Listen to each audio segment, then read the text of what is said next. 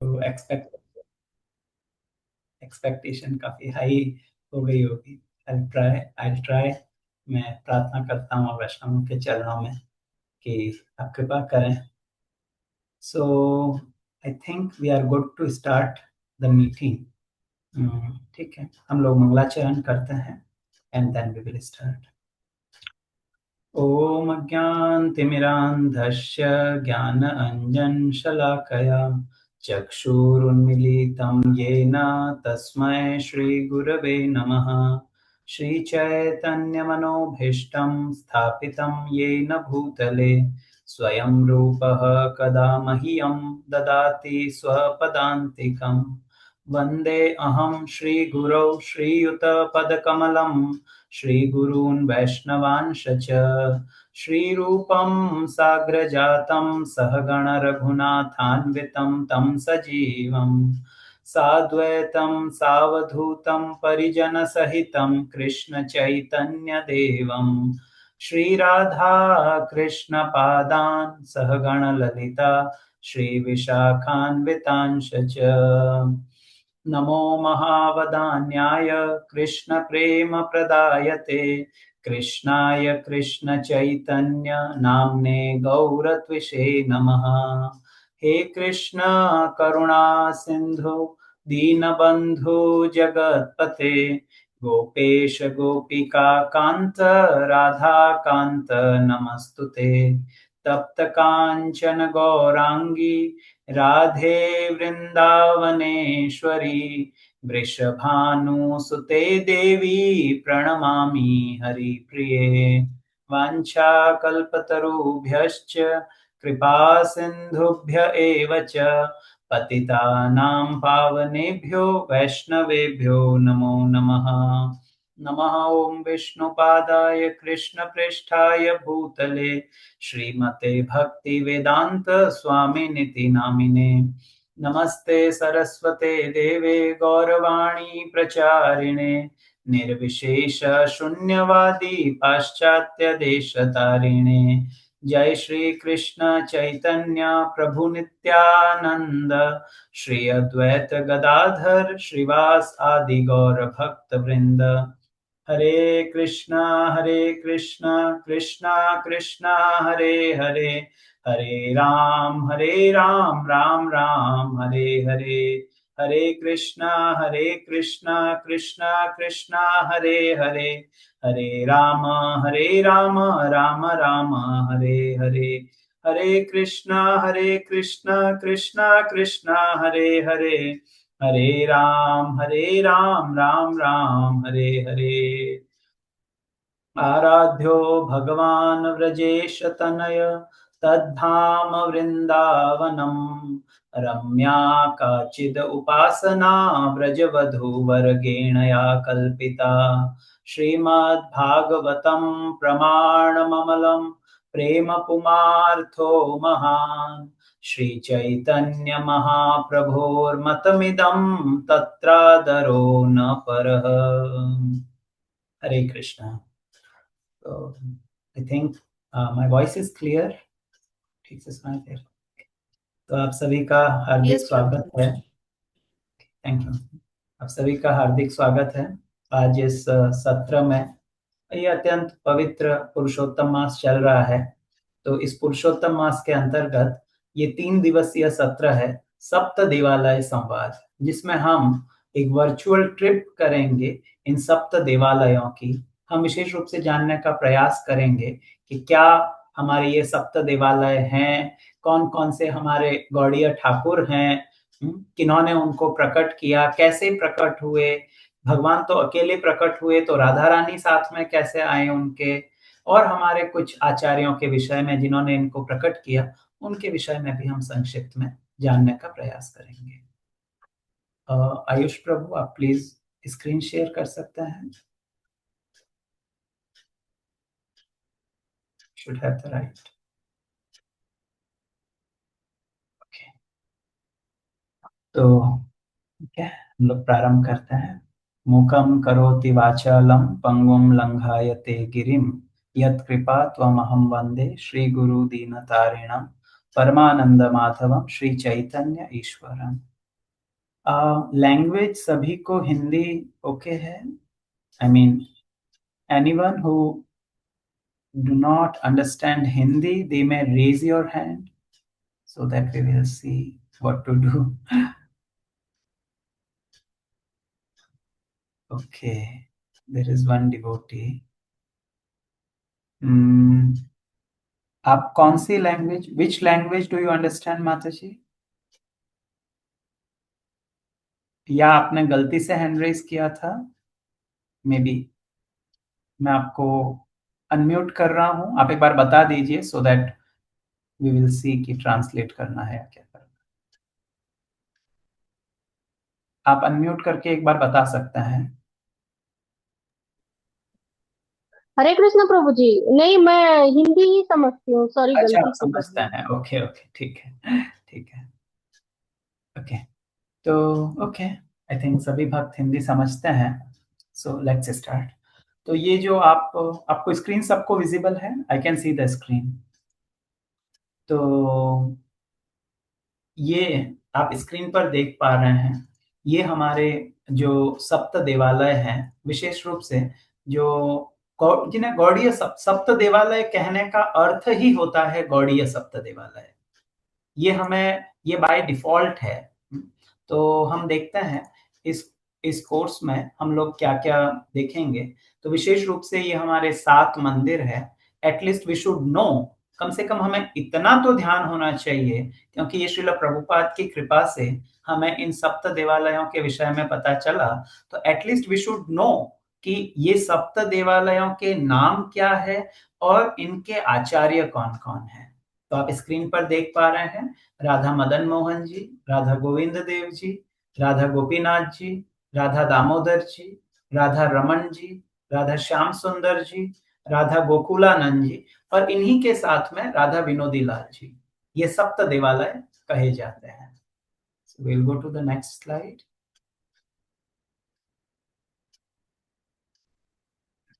ये इन सप्त देवालयों का बैक, ये इन सप्त देवालयों की जो वृंदावन में इनके मंदिर है, वहां के आप मेन एंट्रेंस की, आप मंदिर का जो शिखर है या प्रांगण है, उसका आप दर्शन कर सकते हैं। तो आई थिंक आप में से कई भक्तों ने दर्शन किए होंगे इनके। यदि नहीं किए तो अभी आज हम वर्चुअल दर्शन करते हैं, और फिर जब आप वृंदावन जाएं तो जरूर इन सप्त देवालयों में आप विजिट कीजिए। तो ये वृंदावन में मेन जो मंदिर है वहां के दर्शन है। सो हमारा समर्पण the one and only Srila Prabhupada, जिनकी कृपा से हमें यह पता चला कि ये सप्त देवालय कौन है, कौन ये आचार्य है। श्रील प्रभुपाद ने हमें इस अति विशिष्ट गौड़ीय संप्रदाय से जोड़ा, जिसके कारण हम ये जान सके। नहीं तो जैसा कि परम पूज्य जय पताका स्वामी महाराज कहते हैं कि के दीते आमादेर पूरी वृंदावन मायापुर जत था, यदि प्रभुपाद न होई तो तबे की होई तो कौन हमें बताता वृंदावन की इन लीला स्थलियों के विषय में, मायापुर जगन्नाथपुरी इनके विषय में। तो हम श्रील प्रभुपाद के ऋणी हैं, और इसलिए यह समर्पण केवल उन्हीं के लिए है, वे ही कृपा करके हमें वृंदावन बताए। या सबसे पहले जब हम वृंदावन जाते हैं तो सर्वप्रथम हम श्रील प्रभुपाद की समाधि पे जाते हैं। बहुत एक विशेष यह स्थान है श्रील प्रभुपाद का समाधि मंदिर। तो आइए हम सभी मानसिक रूप से श्रील प्रभुपाद के चरणों में प्रार्थना करते हैं, और इस पर जो हमारा सप्त देवालय दर्शन है उसे आगे बढ़ाते हैं। तो एक बार आप सभी श्रील प्रभुपाद का प्रणाम मंत्र कहिए, और हम मानसिक रूप से ऐसा आप इमेजिन कीजिए कि हम श्रील प्रभुपाद के समाधि मंदिर में है। कृष्ण बलराम मंदिर का वो सुंदर प्रांगण, जहाँ राइट साइड में माताएं बैठ के या प्रभु जी बैठ के कीर्तन कर रहे हैं, सामने श्रील प्रभुपाद इस वेदी के ऊपर विराजमान है, और हम प्रभुपाद को प्रणाम करते हैं और हम प्रणाम मंत्र का उच्चारण करते हैं। नमः ओम विष्णुपादाय कृष्ण प्रेष्ठाय भूतले श्रीमते भक्ति वेदांत स्वामी निति नामिने नमस्ते सरस्वते देवे गौरवाणी प्रचारिणे निर्विशेष शून्यवादी पाश्चात्य देश तारिणे। जगत गुरु श्रील प्रभुपाद की जय। और फिर हम विशेष रूप से श्रील प्रभुपाद द्वारा प्रतिष्ठित जो इस्कॉन मंदिर के राधा श्याम सुंदर जी हैं, उनका हम दर्शन करते हैं। उनसे कृष्ण बलराम गौर निताई, उनसे हम कृपा की याचना करते हैं और हम इस हमारे जो वर्चुअल परिक्रमा है इसको प्रारंभ करते हैं। तो इस सत्र में, ये जो 3 दिवसीय सत्र है, इसमें हम क्या समझने का प्रयास करेंगे, क्या डिस्कस करेंगे, पहले एटलीस्ट वो हमें क्लियर हो। तो हम ये जानेंगे कि सप्त देवालय है क्या। हम बोल तो रहे हैं सप्त देवालय सप्त देवालय, इसका अर्थ क्या है, किन्होंने इन सप्त देवालयों की स्थापना की, कौन वो गोस्वामी गण है जिन्होंने इन विग्रहों को प्रकट किया। ऐसा नहीं है कि एक ही गोस्वामी ने एक विग्रह को प्रकट कर दिया। और विशेष रूप से आज के समय के अनुरूप सप्त देवालय और सप्त निधि, इनमें क्या अंतर है, ये हम देखने का प्रयास करेंगे। तो इसका प्रारंभ होता है, एक बहुत बड़ा प्रश्न है कि कैसे ये वृंदावन पुनः एक प्रकार से, जब भगवान कृष्ण इस धराधाम पर थे, तब आप श्रीमद् भागवतम में पढ़ते हैं कि किस प्रकार भगवान ने अपनी लीलाएं संपादित की। एक स्थान से दूसरे स्थान पर भगवान एक वन से दूसरे वन पर खेलते थे। कहाँ भगवान ने कालिया का दमन किया, कहाँ भगवान ने केशी को मारा, कहाँ भगवान ने बकासुर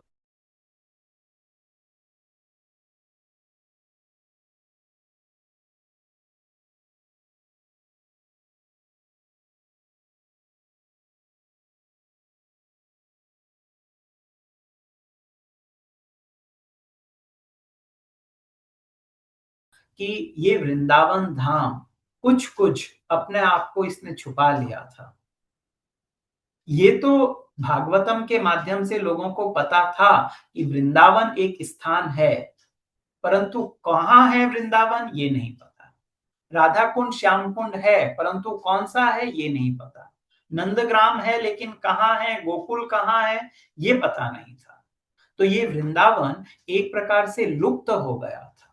केवल इतना ध्यान था, ये यमुना है और ये गिरिराज जी हैं। तो एक बहुत बड़ा प्रश्न उठता है कि इस वृंदावन की पुनः खोज की जाए, इन लीला स्थलियों को पुनः प्रकाशित किया जाए। और उसके लिए सबसे बड़ी जो अहम भूमिका रही, वो ये एक प्रकार से कहें, कोई अपने घर की वस्तु कौन समझ सकता है, जो उस घर का मालिक हो उसे ही पता होती है। तो ये कार्य हुआ स्वयं राधा कृष्ण मिलित तनु श्री कृष्ण चैतन्य महाप्रभु के द्वारा। लगभग 550 वर्ष पूर्व राधा रानी और भगवान श्री कृष्ण का यह मिलित तनु, तनु का अर्थ है शरीर, तो जो दोनों भगवान के कलेवर मिल गए और वो गौर सुंदर के रूप में प्रकट हुए। श्री कृष्ण चैतन्य राधा कृष्ण नाही अन्य। राधा और कृष्ण अलग नहीं है चैतन्य से, और ये कृष्ण आते हैं राधा भाव द्युति सुवलितम नौमी कृष्ण स्वरूपम।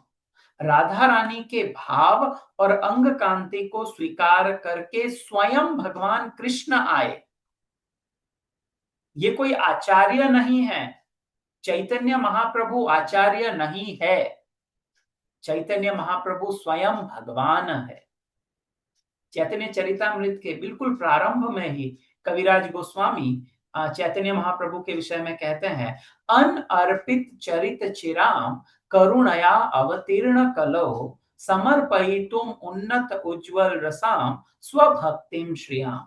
हरि ही पूरट सुंदर द्युति कदम्ब संदीपितः सदा हृदय कंदरे स्फुरतु वा शचीनंदना। भगवान क्यों आए, क्यों उन्होंने गोलोक का परित्याग किया और इस कलयुग में भगवान को कहा जाता है वे 3 युगों में अवतरित होते हैं। तो कलयुग में भगवान क्यों आए? गोलोकम च परित्यज्यम, गोलोक का परित्याग करते हैं, और लोकानाम त्राण कारण कलो गौरांग रूपेण लीला लावण्य विग्रह, शास्त्रों में कथन है ये, अलग अलग पुराणों में इसका वर्णन है, महाप्रभु क्यों अवतरित हुए। तो यहाँ कविराज गोस्वामी इस एक श्लोक में बताते हैं, अनअर्पित चरित चिराम करुणया अवतीर्ण कलौ। एक एक रस था, उन्नत उज्जवल रस जो था, ये कृष्ण भक्ति का जो रस था। शुद्ध भक्ति क्या होती है, उसका जो रस था, या सही कहें तो राधा भाव क्या है, राधा रानी को कौन, उनके प्रेम की सीमा क्या है, वो दिखाने के लिए भगवान स्वयं आते हैं इस कलिकाल में। हम जैसे बद्ध जीवों को इस दिव्य उन्नत उज्जवल रस को प्रदान करने के लिए प्रभु आए। और कविराज गोस्वामी ऐसी प्रार्थना करते हैं कि, या एक आशीर्वाद देते हैं, सदा हृदय कंदरे स्फुरतु वा शची नंदन। वे शची नंदन, वे भगवान शची माता के पुत्र निमाई, या गौरांग महाप्रभु, या श्री कृष्ण चैतन्य महाप्रभु क्या करें, सदा हृदय कंदरे स्फुरतु, हमारा जो हृदय कंदर है, जो हमारे हृदय की गुफाएं हैं, उनमें वो प्रकट हो। तो ये जो वृंदावन लुप्त हो गया था, इस लुप्त वृंदावन को पुनः प्रकट करने के लिए भगवान को स्वयं आना पड़ा, स्वयं भगवान आए। और फिर उन्होंने क्या किया, महाप्रभु ने, अब हम बहुत डिटेल में इसमें नहीं जाएंगे, क्योंकि मैं केवल ब्रीफ में बता रहा हूं, हमारा जो टॉपिक है वो अलग है। तो महाप्रभु ने जब संन्यास ग्रहण किया, और महाप्रभु जब वृंदावन आना चाहते थे, तब उनकी माता ने, शची माता ने कहा कि निमाई, तुमने संन्यास तो ले लिया है, परंतु वृंदावन तो बहुत दूर है बंगाल से, और उस समय तो ट्रेन फ्लाइट्स ऐसा भी कुछ साधन नहीं था, तो वहां से तुम्हारा संदेश समाचार मुझे नहीं मिलेगा। तो एक मेरी बात मान लो कि वृंदावन मत रहो, तुम जगन्नाथपुरी में रहो। तो महाप्रभु वृंदावन नहीं रहते हैं, वे जगन्नाथपुरी रहते हैं। परंतु ये जो कार्य है, अति विशिष्ट कार्य, उसको संपादित करना है। तो उसके लिए महाप्रभु क्या करते हैं, वे 6 गोस्वामियों को अपनी शक्ति प्रदत्त करके और उन्हें वृंदावन भेजते हैं। और ये 6 गोस्वामी कौन है, तो आप जैसा देख पा रहे हैं स्लाइड में, जय रूप सनातन भट्ट रघुनाथ, श्री जीव गोपाल भट्ट दास रघुनाथ, এই 6 গোসাই করে चरण वंदन, जहाँ होते विघ्न नाश अभिष्ट पुराण, ए 6 গোসাই जबे ब्रिज कोइलो वास, राधा कृष्ण नित्य लीला कोरिल प्रकाश। इस भजन में बिल्कुल बता दिया गया, मैं एक या दो ही बता रहा हूं आपको लाइन इसकी। तो चैतन्य महाप्रभु ने और भी कई भक्तों को भेजा, परंतु विशेष रूप से इन 6 गोस्वामियों को, इन 6 गोस्वामियों को अपनी शक्ति देकर के भेजा, क्योंकि महाप्रभु जी तो जगन्नाथपुरी में है, तो उन्होंने इन्हें शक्ति दे करके और वृंदावन भेजा। और इन्होंने क्या किया, एछाई गोसाई जबे ब्रिज कोइलो वास, जब इन 6 गोस्वामियों ने ब्रज में वास किया, तो राधा कृष्ण नित्य लीला करिल प्रकाश, इन्होंने राधा कृष्ण की जो नित्य लीला है, अर्थात भगवान की लीला ऐसा नहीं है कि वो तो द्वापर में हो गई फिर ठीक है अब नहीं हो रही है, अद्य अपि से ही लीला करे गौड़ राय, भगवान की लीलाएं आज भी उसी प्रकार हो रही है। तो इन 6 गोस्वामियों ने इन जो लीलाएं हैं, जो जो ऐसा एक प्रकार से लुप्त हो गए थे, उनको पुनः प्रकाशित किया। भगवान कहाँ जाते हैं, भगवान किस समय उठते हैं, किस समय सोते हैं। और ये जो 6 गोस्वामी हैं, ये विशेष रूप से मंजरियां थी, तुलसी मंजरी नहीं। ऐसा ना सोचे कि मंजरी का अर्थ केवल तुलसी की मंजरी है। मंजरी एक कम उम्र की सखियां या गोपियां होती हैं जिनकी एंट्री भगवान की नित्य लीला में होती है। यहां तक कि जहां ललिता, विशाखा, इंदुलेखा आदि जो अष्ट सखी हैं, उनकी भी जहां पर प्रवेश निषेध होता है, वहां ये मंजरियां प्रवेश कर सकती हैं। तो इन्हें भगवान के विषय में पूर्ण जानकारी है, और यही मंजरी स्वरूप चैतन्य महाप्रभु की लीला में इन आचार्यों के रूप में आए। तो जो गौड़ीय वैष्णव संप्रदाय है, उसके आचार्य ये षड आचार्य है। आप लोग समझेंगे कि किस प्रकार कितना उन्नत यह गौड़ीय वैष्णव संप्रदाय है। हम किसी अन्य संप्रदाय का यहाँ दोष निंदा करने के उत्प्रेक्षा से नहीं कह रहा हूं। मेरे कहने का अर्थ है कि हमें क्या चीज मिली है, उस पर जरूर हमें पता होना चाहिए। अन्य जो संप्रदाय है, अन्य जो संप्रदाय है, उनमें एक आचार्य उस संप्रदाय के प्रवर्तक हुए। रामानुज संप्रदाय में श्रीपाद रामानुजाचार्य है, या निम्बार्काचार्य है, या विष्णु स्वामी है, या मध्वाचार्य है। जो गौड़ीय संप्रदाय है, इसके आराध्य हैं चैतन्य महाप्रभु, और ये षड गोस्वामी गण जो है, ये हमारे आचार्य हैं। तो हम इनके चरणों की वंदना करते हैं। और विशेष रूप से जो सप्त देवालय है, इनमें से रूप, सनातन, जीव गोस्वामी और गोपाल भट्ट गोस्वामी, इन चार आचार्यों ने 4 देवालयों की स्थापना की। और जो अन्य 3 देवालय है, उनमें से जो 2 देवालय है, वो जीव गोस्वामी के ही शिक्षा डिसाइपल रहे। और देन द नेक्स्ट इज जो राधा गोपीनाथ जी का मंदिर है, मधु पंडित गोस्वामी, वो गदाधर पंडित के शिष्य थे। वो हम आगे की स्लाइड्स में देखें।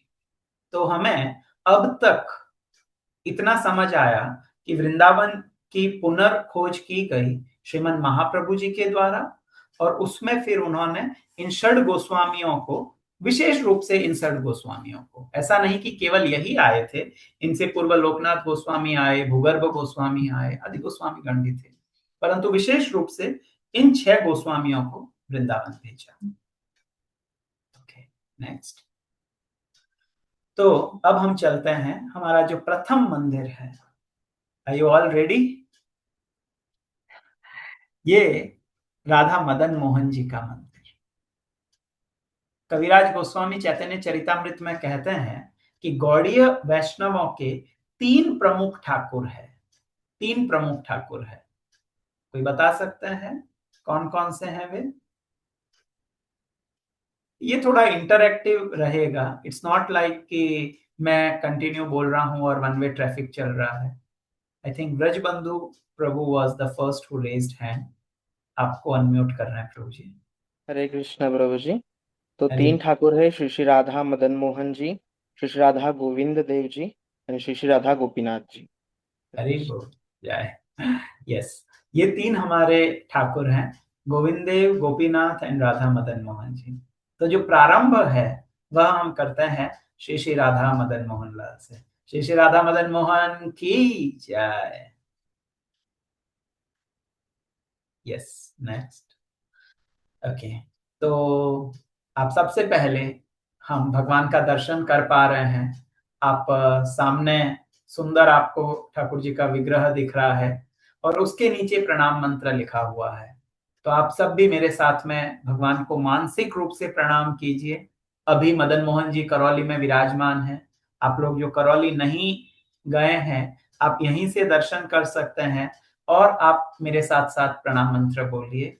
जयतां सूरतो पंगोर्मम मंदमतेर्गतिः मत्सर्वस्वपादाम्भोजो राधा मदन मोहनो। तो ये राधा मदन मोहन जी का प्रणाम मंत्र है। इन राधा मदन मोहन जी का जो प्राकट्य है, वह किया श्रील सनातन गोस्वामी ने। तो हम आएंगे किस तरीके से प्राकट्य हुआ मदन मोहन जी का। उससे पूर्व हमें एटलीस्ट थोड़ा पता हो कि सनातन गोस्वामी कौन है।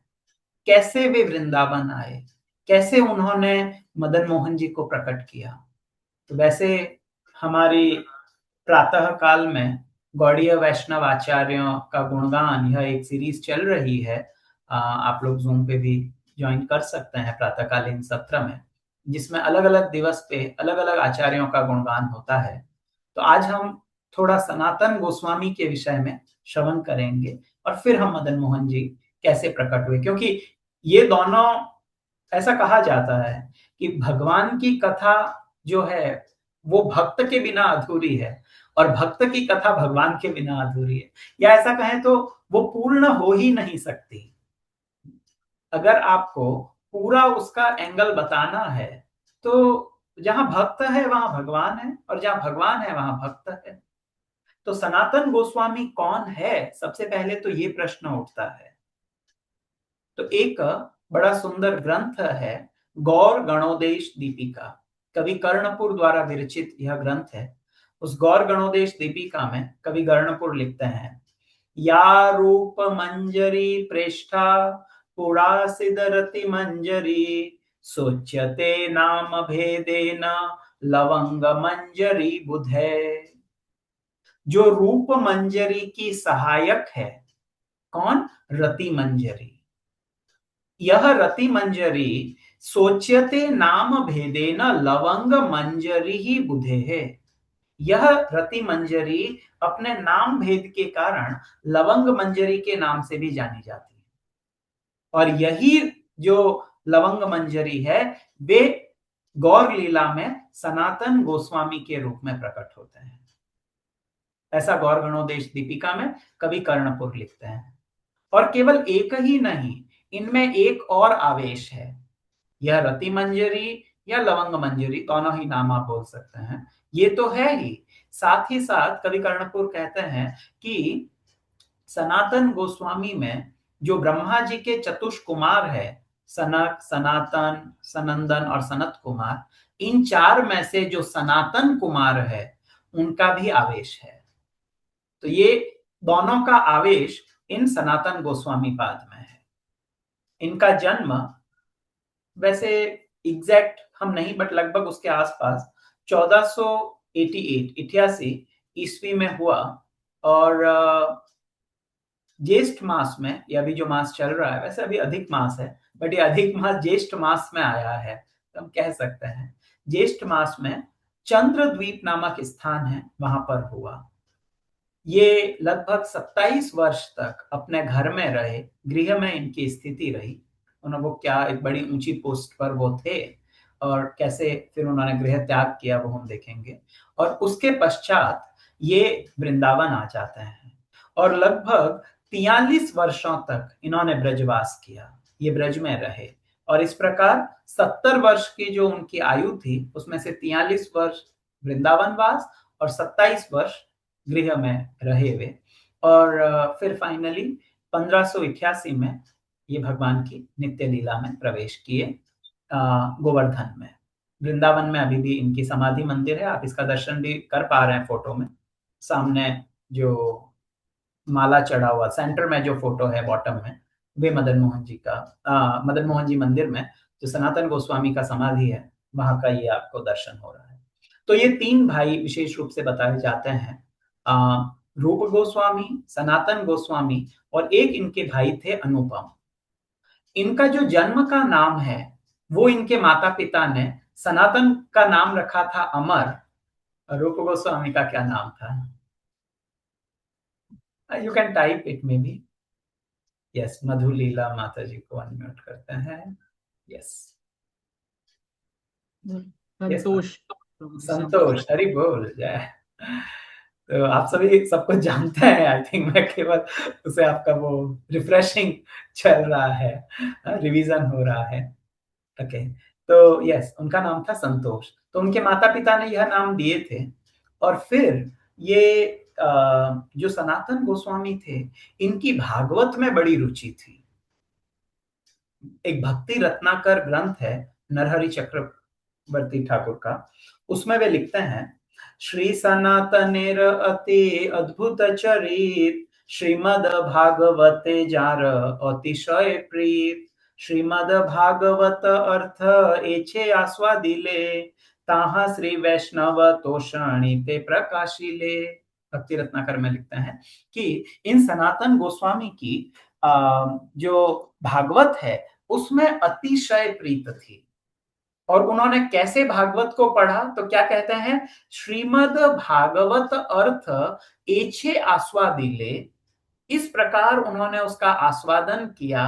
किस प्रकार, ताहा श्री वैष्णव तोषिणे प्रकाशिले, जैसा हम वैष्णव तोषिणी में देखते हैं, न केवल गौड़ीय संप्रदाय में अपितु संपूर्ण वैष्णव जगत में। यदि आप देखें तो 3 श्रीमद् भागवत पर कई अन्य टीकाएं हैं, परंतु विशेष रूप से जो प्रथम टीका है वो है श्रीधर स्वामी पाद की टीका, जिसे चैतन्य महाप्रभु भी उसको रखते थे, उसको पढ़ते थे या श्रवण करते थे। तो जो श्रीधर स्वामी पाद की टीका है उसका नाम है भावार्थ दीपिका। लेकिन वो जो टीका थी वो बड़ी संक्षेप में थी, मतलब बहुत विस्तृत टीका नहीं है। उसी टीका को आधार बनाकर सनातन गोस्वामी जी ने वैष्णव तोषिणी नामक टीका लिखी, जहां ऐसा नहीं है कि उसका कोई उन्होंने मतलब काट करके फिर लिखा, नहीं, उसी को आगे एलोबरेट किया वैष्णव तोषिणी में। जहां श्रीधर स्वामी पाद एक लाइन लिख रहे हैं, सनातन गोस्वामी 1.5 पेज में बता रहे हैं उस एक लाइन को। और उसके बाद में विश्वनाथ चक्रवर्ती ठाकुर ने एक और अपनी टीका दी, भावार्थ दीपिका, और उसमें वे और उसको आगे एक्सप्लेन करते हैं। ऐसे और भी कई आचार्यों की टीकाएं हैं। तो यहाँ भक्ति रत्नाकर में कहते हैं कि अगर आपको जानना है कि सनातन गोस्वामी भागवत को कैसे पढ़ते थे, तो कह रहे हैं कि जैसे उन्होंने वैष्णव तोषिणी में बताया है। फिर उस वैष्णव तोषिणी को आगे जीव गोस्वामी ने आगे उसको कंप्लीट किया। इसलिए यदि आप प्रभुपाद की जो भागवत की टीका है उसको यदि आप पढ़ते हैं, प्रभुपाद उसको बहुत स्थानों पर प्रभुपाद ने कोट किया है। जीव गोस्वामी ऐसा लिखते हैं, तो जहां जीव गोस्वामी वैष्णव तोषिणी का बता रहे हैं, वास्तव में ये जॉइंट एफर्ट है सनातन गोस्वामी एंड जीव गोस्वामी पाद का। तो अब जो सनातन गोस्वामी है उनकी भागवत में बड़ी रुचि थी, बहुत वे भागवत का आस्वादन करते थे। और फिर इनके गुरु थे विद्या वाचस्पति। तो भक्ति रत्नाकर में बताते हैं, श्री सनातनेर गुरु विद्या वाचस्पति, मध्य मध्य राम केली ग्रामे तार स्थिति। राम केली ग्राम में ये रहते थे और यहाँ पर कभी कभी विद्या वाचस्पति भी आते थे। यहाँ पर ये दोनों भाई जो रामकेली में थे, तो वहां के राजा थे हुसैन शाह, उन्होंने इनको, आज हम वैसे मदन मोहन जी एंड गोविंद देव जी की चर्चा करेंगे, तो इन दोनों का चरित्र मैं साथ में ही कह रहा हूं, सो दैट हमारा आगे थोड़ा समय बच जाएगा। तो इन दोनों भाइयों का जो उन्होंने नाम दिया था वो था दाबिर खास और साकर मल्लिक। तो सनातन गोस्वामी का नाम था साकर मल्लिक, जिसका अर्थ होता है कि छोटा राजा, और रूप गोस्वामी को उसने दाबिर खास नाम दिया। अब यहाँ एक प्रश्न उठता है कि ये तो इतने वरिष्ठ या इतने महान भगवान के भक्त रहे, शुरुआत से बताया कि इनकी भागवत में बड़ी रुचि रही, बड़ी निष्ठा रही, तो फिर इनको क्या जरूरत पड़ गई एक मुगल राजा के अंडर जॉब करने की। श्रीमद् भागवत के बिल्कुल प्रारंभ में ही प्रथम स्कंद में ही एक श्लोक आता है जिसमें कहते हैं, धर्मः स्व अनुष्ठितः पुंसाम विश्वक्सेन कथासु यः न उत्पादयते यदि रतिम श्रम एव हि केवलम। या यही रूप गोस्वामी उपदेशामृत में लिखते हैं, अत्याहार प्रयासश्च प्रजल्प नियमाग्रह जन संगश्च लौल्यम च षड्भिर भक्ति विनश्यति। तो एक तरफ तो कह रहे हैं प्रयास नहीं करना चाहिए, हाँ, लौल्यम नहीं रखना चाहिए। इधर भागवत कह रही है कि भगवान की कथा सरलता से मिली हुई है, तो उसको छोड़ के क्यों मुसलमान के यहाँ पर उन्होंने नौकरी की। एक प्रश्न उठ सकता है ना मन में। तो क्या अर्थ लाभ के लिए नौकरी कर रहे थे? नहीं। आचार्य बताते हैं कि ये बहुत इंटेलिजेंट थे। तो राजा, वो यवन राजा था, और उसके काल में वहां गौ हत्या होती थी। तो उन्होंने बोला कि आप मेरे यहां ज्वाइन कीजिए। ये लोग तैयार नहीं थे ज्वाइन करने, इनको कोई इच्छा नहीं थी कि हम जाके वहां पर ज्वाइन करें। ये कोई अर्थ के भूखे नहीं थे। तो उनको लगा कि यदि हम ज्वाइन करते हैं, इस राजा के यहाँ हम अगर नौकरी करते हैं, तो इन्होंने एक शर्त रखी कि गौ हत्या नहीं होगी। जो वैष्णव है वे यहाँ आराम से रहेंगे, वे संकीर्तन करेंगे, आप उन पे पाबंदी नहीं लगा सकते। तो वैष्णव जो है वे दयालु है। भगवान कपिल भागवत में माता देवहूति को जो वैष्णवों के गुण बताते हैं, तो वे कहते हैं, तितिक्षव कारुणिक सुहृदय सर्वदेही नाम अजात शत्रव शांत साधव साधु भूषण। ये साधु का आभूषण है। करुणिका, उसके हृदय में करुणा होती है। तो सनातन और रूप ने अपना, एक प्रकार से उन्होंने ये सोचा नहीं कि हमें इससे क्या इंपैक्ट पड़ेगा, बल्कि उन्होंने सोचा इससे अन्य भक्तों को क्या सुविधा होगी। इसलिए उन्होंने उस यवन शासक के अंडर नौकरी करना स्वीकार किया। तो ये दोनों भाई वहां पर कार्य कर रहे थे, और अब उनके ऊपर, लेकिन उनका मन नहीं था। मन से वे बड़े दुखी रहते थे। अरे हम कहाँ यहाँ फंसे हैं, कब हम यहाँ से निकलेंगे, कब निकलेंगे। तब भगवान चैतन्य इन पर कृपा करने के लिए महाप्रभु ने वृंदावन जाने का बहाना बनाया। मैं बहाना इसलिए कह रहा हूं क्योंकि इस बार महाप्रभु वृंदावन गए नहीं थे। उन्होंने कहा मुझे वृंदावन जाना है, वृंदावन जाना है। और महाप्रभु रामकेली में आते हैं, और वहां आकर के इन दोनों भाइयों, ये दोनों भाई दर्शन के लिए आते हैं। और जब बड़ा अद्भुत वर्णन आप चैतन्य चरितामृत में पढ़ेंगे, कितना अद्भुत इनका वर्णन है, कैसे ये महाप्रभु से मिले। बहुत दीनता, बहुत दैन्यता, अपने दांतों में तिनका पकड़ के आते हैं, दूर से प्रणाम करते हैं महाप्रभु को, पास में नहीं आते। इतनी इतनी दैन्यता, और ये दिखावे की नहीं, रियल में। वे अपने को, एक तो होता है प्रभु जी मैं बहुत हम्बल हूं प्रभु, मैं आपका दास हूं प्रभु, और प्रभु जी कुछ बोल दे, मुझे ऐसे कैसे बोल दिया। वो वाली धन्यता नहीं, वो मतलब रियल में जो दीनता है। और तब महाप्रभु ने जब इन्हें देखा, तो महाप्रभु बड़े एकदम व्यथित हो गए, और इन्होंने, महाप्रभु बोले मेरे समीप आओ, समीप आओ। तो ये महाप्रभु को बोलते हैं, आपने जगाई मधाई का उद्धार किया है, आपके पार्षद इतने श्रेष्ठ है, लेकिन क्या जगाई मधाई से भी हम तो दुष्ट हैं। वे तो ब्राह्मण थे, हम तो यवन का अन्न खाते हैं, हम ऐसे पतित है प्रभु, हम आपके पास नहीं आ सकते। लेकिन फिर एक बड़ा सुंदर श्लोक बोलते हैं, बहुत प्यारा ये श्लोक है। ये हम सभी के लिए एक आशा का श्लोक है। वे कहते हैं, आपने अयोग्य देखी मने पाए शोभ, तथापि तोमार गुणे उपजाए लोभ। हमें तो पता है कि हम अयोग्य है, आपनी अयोग्य देखी मने पाए शोभ। स्वयं को अयोग्य देख के हमारे हृदय में शोभ होता है, ओ मैं कितना पतित हूं, मैं कितना दीन हूं। लेकिन जब मैं आपके गुणों को देखता हूं, तथापि तोमार गुणे उपजाए लोभ। लेकिन जब आपके गुणों को देखता हूं कि आप तो पतित पावन हैं, तो मेरे मन में एक लोभ उत्पन्न होता है, आप मेरी मेरे ऊपर भी आप जरूर करुणा करेंगे। महाप्रभु बड़े प्रसन्न हो जाते हैं। तो महाप्रभु कहते हैं, सुनी महाप्रभु कहे सुनी दाबिर खास, तुम्ही दोई भाई मोर पुरातन दास। तुम दोनों मेरे पुरातन दास हो, ममेवांशो जीवलोके जीवभूत सनातन। तुम मेरे सनातन दास हो, ऐसा नहीं है कि अभी बन रहे हो, पहले से हो, और अब मैं तुम्हारा नामकरण करता हूं। तो कहते हैं, आजी हेते दुहार नाम रूप सनातन, दैन्य छाड़ी तोमार दैन्य, हाँ, फटे मोर मन। आज से तुम दोनों का नाम रूप और सनातन होता है। रूप सनातन की जय।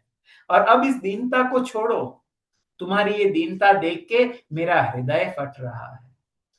इस प्रकार महाप्रभु ने, बहुत लंबा चर्चा है, I am just cutting it short. तो फिर इसके बाद में ये इनकी फिर बिल्कुल रुचि ही खत्म हो जाती है। रूप गोस्वामी वृंदावन चले आते हैं, सनातन गोस्वामी को जेल में डाल दिया जाता है।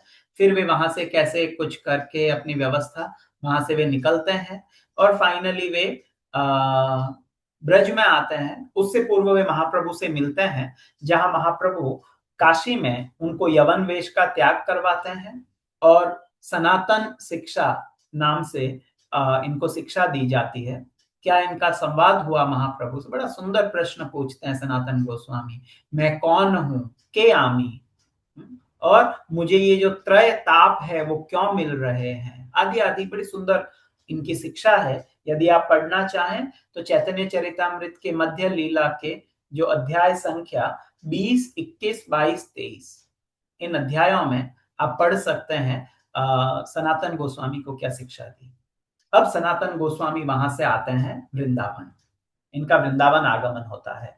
तब जब वे वृंदावन आने को होते हैं, तब महाप्रभु सनातन से कहते हैं, सनातन कहिले तुम्हें जाहो वृंदावन, तुम्हारा दुई भाई यथा कोरिया छे गमन। तुम्हारे दोनों भाई वृंदावन चले गए, अब तुम भी वृंदावन जाओ।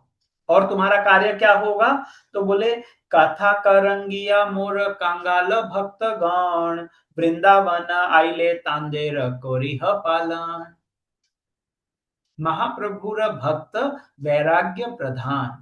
महाप्रभु के भक्तों की ये विशेषता है कि उनमें वैराग्य का प्राधान्य होता है।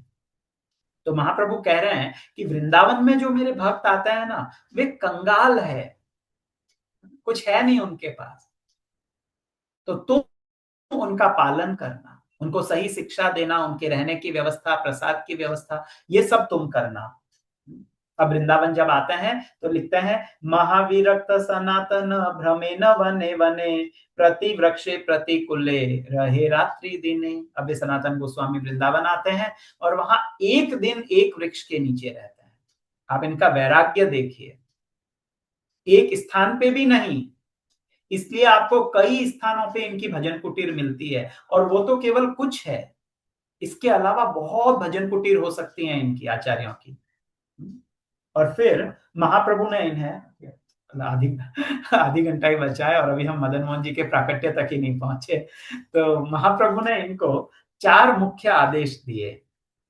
एक तो शुद्ध भक्ति के सिद्धांतों को स्थापित करना, भगवान की जो गुप्त लीला स्थलियां हैं उनको पुनः प्रकट करना, श्री विग्रहों की सेवा करना, उनकी स्थापना करना जो लुप्त हो चुके हैं, और वैष्णव सिद्धांत जो पुस्तक है उनकी रचना करना। ऐसे ग्रंथ जिनमें वैष्णव सिद्धांत को दिखाया जाए या बताया जाए। अब ये सनातन को जब ये वृंदावन आते हैं तो अब हम देखते हैं इनको मदन मोहन जी की प्राप्ति किस प्रकार होती है। तो सबसे पहले हम मदन मोहन जी का इतिहास जानने का प्रयास करेंगे।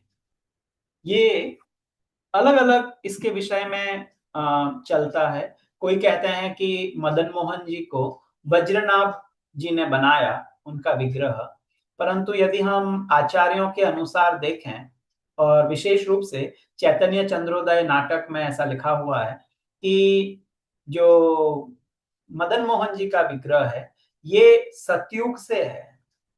सतयुग में अम्बरीश महाराज ने इस मदन मोहन जी के विग्रह की, यही विग्रह जो आपको सामने दर्शन हो रहे हैं, प्रभु क्या हम केवल विग्रह की जो मदन मोहन जी का स्वरूप है केवल उसका यदि आप चित्र दिखा सकें, यस यही इन ठाकुर की सर्वप्रथम सेवा अम्बरीश महाराज ने की थी सत्ययुग में। फिर उन्होंने मदन मोहन जी के विग्रह को इंद्र को दिया। उसके पश्चात इंद्र ने स्वर्ग में इनकी सेवा की। तत्पश्चात जब रावण ने अटैक किया स्वर्ग पर और वहां से वो मदन मोहन जी को लंका ले आया, मदन मोहन जी लंका में रहे, वहां रावण ने इनकी अर्चना करी। उसके बाद में जब भगवान रामचंद्र ने त्रेता युग में जब लंका पर अटैक किया तो वे मदन मोहन जी को अयोध्या लेके आ गए और वहां भगवान रामचंद्र ने भी इनकी आराधना या एक प्रकार से इनकी उपासना करी। इसके बाद में भगवान रामचंद्र के जो छोटे भाई हैं शत्रुघ्न, जब वे मधुवन आ रहे थे या जब वे मथुरा आ रहे थे लवणासुर आदि को मारने के लिए, तब वे मदन मोहन जी को ले आए यहाँ पर मथुरा में। इसके बाद में उन्होंने उनकी आराधना की, उपासना की। तत्पश्चात वो विग्रह थे ही, उनकी सेवा चल रही थी। फिर कुब्जा ने इनकी सेवा की और कुब्जा द्वारा सेवित होने के पश्चात ये विग्रह कुछ समय तक कुब्जा के घर में रहे और फिर धीरे धीरे ऐसा कुछ कालांतर में, जैसा मैंने बताया कि ब्रज में उस समय एक प्रकार से उजड़ सा गया था ब्रज, तो ये विग्रह कैसे नदी के प्रवाह में होते हुए और वृंदावन में आ गए। और वृंदावन में ये जो आपका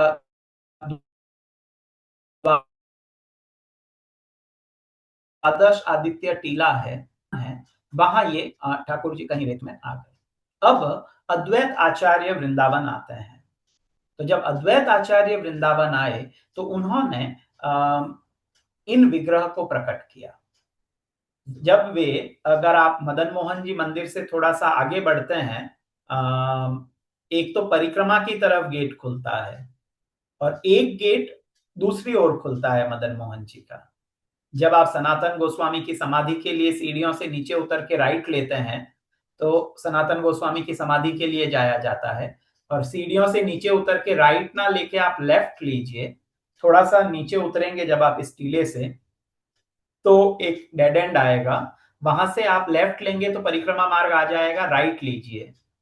तो आप जैसे ही राइट लेंगे तो थोड़ा सा कुछ मतलब 20-30 कदम चलने पर अद्वैत वट है। इस स्थान पर अद्वैत वट पे अद्वैत आचार्य रुके थे। तो उनके स्वप्न में भगवान आए और भगवान ने कहा, स्वयं कृष्ण चंद्र कही तुमी मोर अंग, तोमार संग पाइले बाढ़े प्रेमेर तरंग, गोपेश्वर शिव तुह बड़ो दया मोय, जीवेर मंगल लागी तोमार उदय। मैं तुम्हारे साथ रहना चाहता हूं, तो तुम मुझे प्रकट करो, मैं यहीं पे हूं। तो वहीं से फिर खुदाई हुई इस अद्वैत वट के पास में, और वहां से बड़ा सुंदर ये स्वरूप मदन मोहन जी का प्रकट हुआ। ऐसा कहा जाता है कि इन मदन मोहन जी के जो चरण हैं वो साक्षात भगवान श्री कृष्ण के चरण हैं। इसके पश्चात जो मदन मोहन जी है वे जब अद्वैत आचार्य पुनः जा रहे थे तो उनको बड़ा दुख हुआ कि मैं भगवान को छोड़ के कैसे जाऊं जब वे नवद्वीप जा रहे थे। तो भगवान ने कहा, नहीं, तुम एक काम करो, मुझे दे दो मथुरा में जो 24 ब्राह्मण हैं उनको, और एक दूसरा विग्रह मदन गोपाल, उसको लेकर के चले जाओ और शांतिपुर में उनकी स्थापना करना, उनकी तुम सेवा करना। तो अगर आप शांतिपुर जाते हैं तो वहां आपको मदन गोपाल के नाम से एक अन्य मंदिर भी मिलता है, वहां उनकी सेवा होती है। वो ललिता सखी द्वारा प्रकाशित विग्रह थे। तो मदन मोहन जी, उस समय उनको मदन गोपाल के नाम से भी जाना जाता था। तो इनको मदन मोहन भी कहा है, मदन गोपाल भी कहा है। तो अब जब सनातन गोस्वामी यहाँ आते हैं तो वे मथुरा में जाते हैं, और वहां उस समय जो चौबे परिवार उनकी सेवा कर रहे थे उनमें जो पंडित जी थे उनका नाम था दामोदर चौबे और उनकी पत्नी का नाम था श्री वल्लभा। तो भक्ति रत्नाकर में लिखा है, दामोदर चौबे तार पत्नी श्री वल्लभा, भक्ति भावे करे मदन गोपालेर सेवा। दोनों बड़ी भक्ति भाव से मदन गोपाल की सेवा करते, बहुत वात्सल्य भाव में सेवा करते थे। अब भगवान इनको कहते हैं, भगवान कुछ दिन वहां रह लिए, अब भगवान सनातन गोस्वामी को कहते हैं, ओहे सनातन चौबेर बाड़ी आछी तुमी, आमारे आनिया जतने सेवा करो तुमी। अरे सनातन, तुम एक काम करो, चौबेर बाड़ी आछी तुमी, तुम चौबे के घर पे आओ और क्या करो, आमारे आनिया, मुझे वहां से ले आओ, और यत्ने सेवा करो तुम्ही, और तुम मेरी यत्न पूर्वक सेवा करो। ना सनातन गोस्वामी सोचे, अरे मैं इनको लेके आऊं, उनका तो वात्सल्य भाव में सेवा है, मैं ऐसी सेवा कैसे कर पाऊंगा। वहां जाते हैं और वे देखते हैं उनको, तो बड़ा मतलब एक जो शुद्ध वात्सल्य होता है उसमें प्रभु की वहां सेवा हो रही है। कोई वहां नियम वगैरह नहीं है। बोल रहे हैं कि भगवान के लिए भोग बन रहा है और एक हाथ से ये श्री वल्लभा देवी दातुन कर रही है, और उनके पुत्र का नाम है सदन, तो मदन और सदन एक साथ में खेल रहे हैं। मतलब जैसे बच्चे खेलते हैं वैसे, कोई अलग से वेदी या अलग से कक्ष नहीं। मदन मोहन जी को जब इस रूप में देखा तो सनातन गोस्वामी को लगा भगवान इनकी सेवा लेना चाहते हैं, मैं कैसे इनको ले जाऊं। तो भगवान उनके स्वप्न में आते हैं चौबे फैमिली के, और उनको कहा, एथा चौबे ठाकुरानी प्रति कहे हरि, सनातन देह मोरे समर्पण करी। भगवान ने उनके स्वप्न में आके कहा, अब मैंने यहाँ आपकी बहुत दिन सेवा ली, अब मुझे सनातन को दे दो। तो सनातन गोस्वामी को ये मदन मोहन जी के विग्रह प्राप्त होते हैं। अब सनातन गोस्वामी इनको लेकर के आते हैं वृंदावन में द्वादश आदित्य टीले पर। ये नाम भी बड़ा विशिष्ट है। जो मदन मोहन जी हैं वे संबंध के विग्रह है। संबंध, अभिधेय एंड प्रयोजन, ये तीन सिद्धांत होते हैं। तो जब हमारा संबंध स्थापित होता है, उस संबंध के विग्रह है मदन मोहन जी, और संबंध के ही आचार्य हैं सनातन गोस्वामी। तो ये जो इस जगत में हम लोग मदन, मदन का अर्थ क्या होता है? What's the meaning of Madan? Anyone? अगर चैट चैट यदि इनेबल है तो आप लोग चैट में टाइप कर सकते हैं, यदि नहीं है तो शायद उसे इनेबल किया जा सकता है। ओके, दिस टाइम तरुणी राधिका माता जी, आपको अनम्यूट किया जा रहा है। हरे कृष्ण प्रभु जी। प्रभु जी, अरे कामदेव का नाम है? यस, कामदेव का नाम है मदन। तो ये जो जगत है वो मदन के पीछे भाग रहा है। ये काम इस मदन को आकर्षित किए हुए, ये काम इस जगत को आकर्षित किया हुआ है। लेकिन भगवान ने मदन को भी आकर्षित कर दिया। जिस मदन के पीछे, जिस काम के पीछे पूरा जगत भाग रहा है, ऐसे काम भी भगवान से आकर्षित हो जाते हैं। जब आप वृंदावन जाते हैं तो एक मदन टेर नामक स्थान है। ऐसा कहा जाता है कि एक समय कामदेव ने सोचा कि ऐसे क्या कृष्ण है, मैं भी देखता हूं इनकी परीक्षा लेके। हर कोई मेरे आगे समर्पण कर देते हैं, तो कृष्ण भी जरूर समर्पण करेंगे, ऐसा इनको बड़ा चढ़ा रखा होगा। भगवान की परीक्षा लेने के लिए कामदेव आते हैं और एक कदम्ब के वृक्ष के ऊपर बैठ जाते हैं। भगवान, उस समय यमुना जी वहीं बहती थी, तो भगवान ने यमुना में स्नान किया। भगवान की लंबी लंबी केश हैं, और स्नान करके कृष्ण बाहर निकले, और ऐसे करके, मेरे बाल नहीं है तो आप नहीं समझ पाएंगे, भगवान ने जैसे ही अपनी गर्दन को एक झटका दिया तो उनके केश यूं गए, और तिरछी नजर से मदन को देखा, मदन नीचे गिर गया उस कदम के वृक्ष से। तो भगवान का नाम हुआ मदन मोहन। जो मदन को मोहित कर ले वे है भगवान कृष्ण। तो हमें ये प्रार्थना करनी चाहिए प्रभु से कि मैं जगत की ओर आकर्षित हो रहा हूं, हे मदन मोहन, मेरा आकर्षण इस जगत में है, कई कामनाओं में है, इनसे हटा के मेरे मन का आकर्षण केवल आप में कीजिए। ये है मदन मोहन। तो ये संबंध यहां से स्थापित होता है।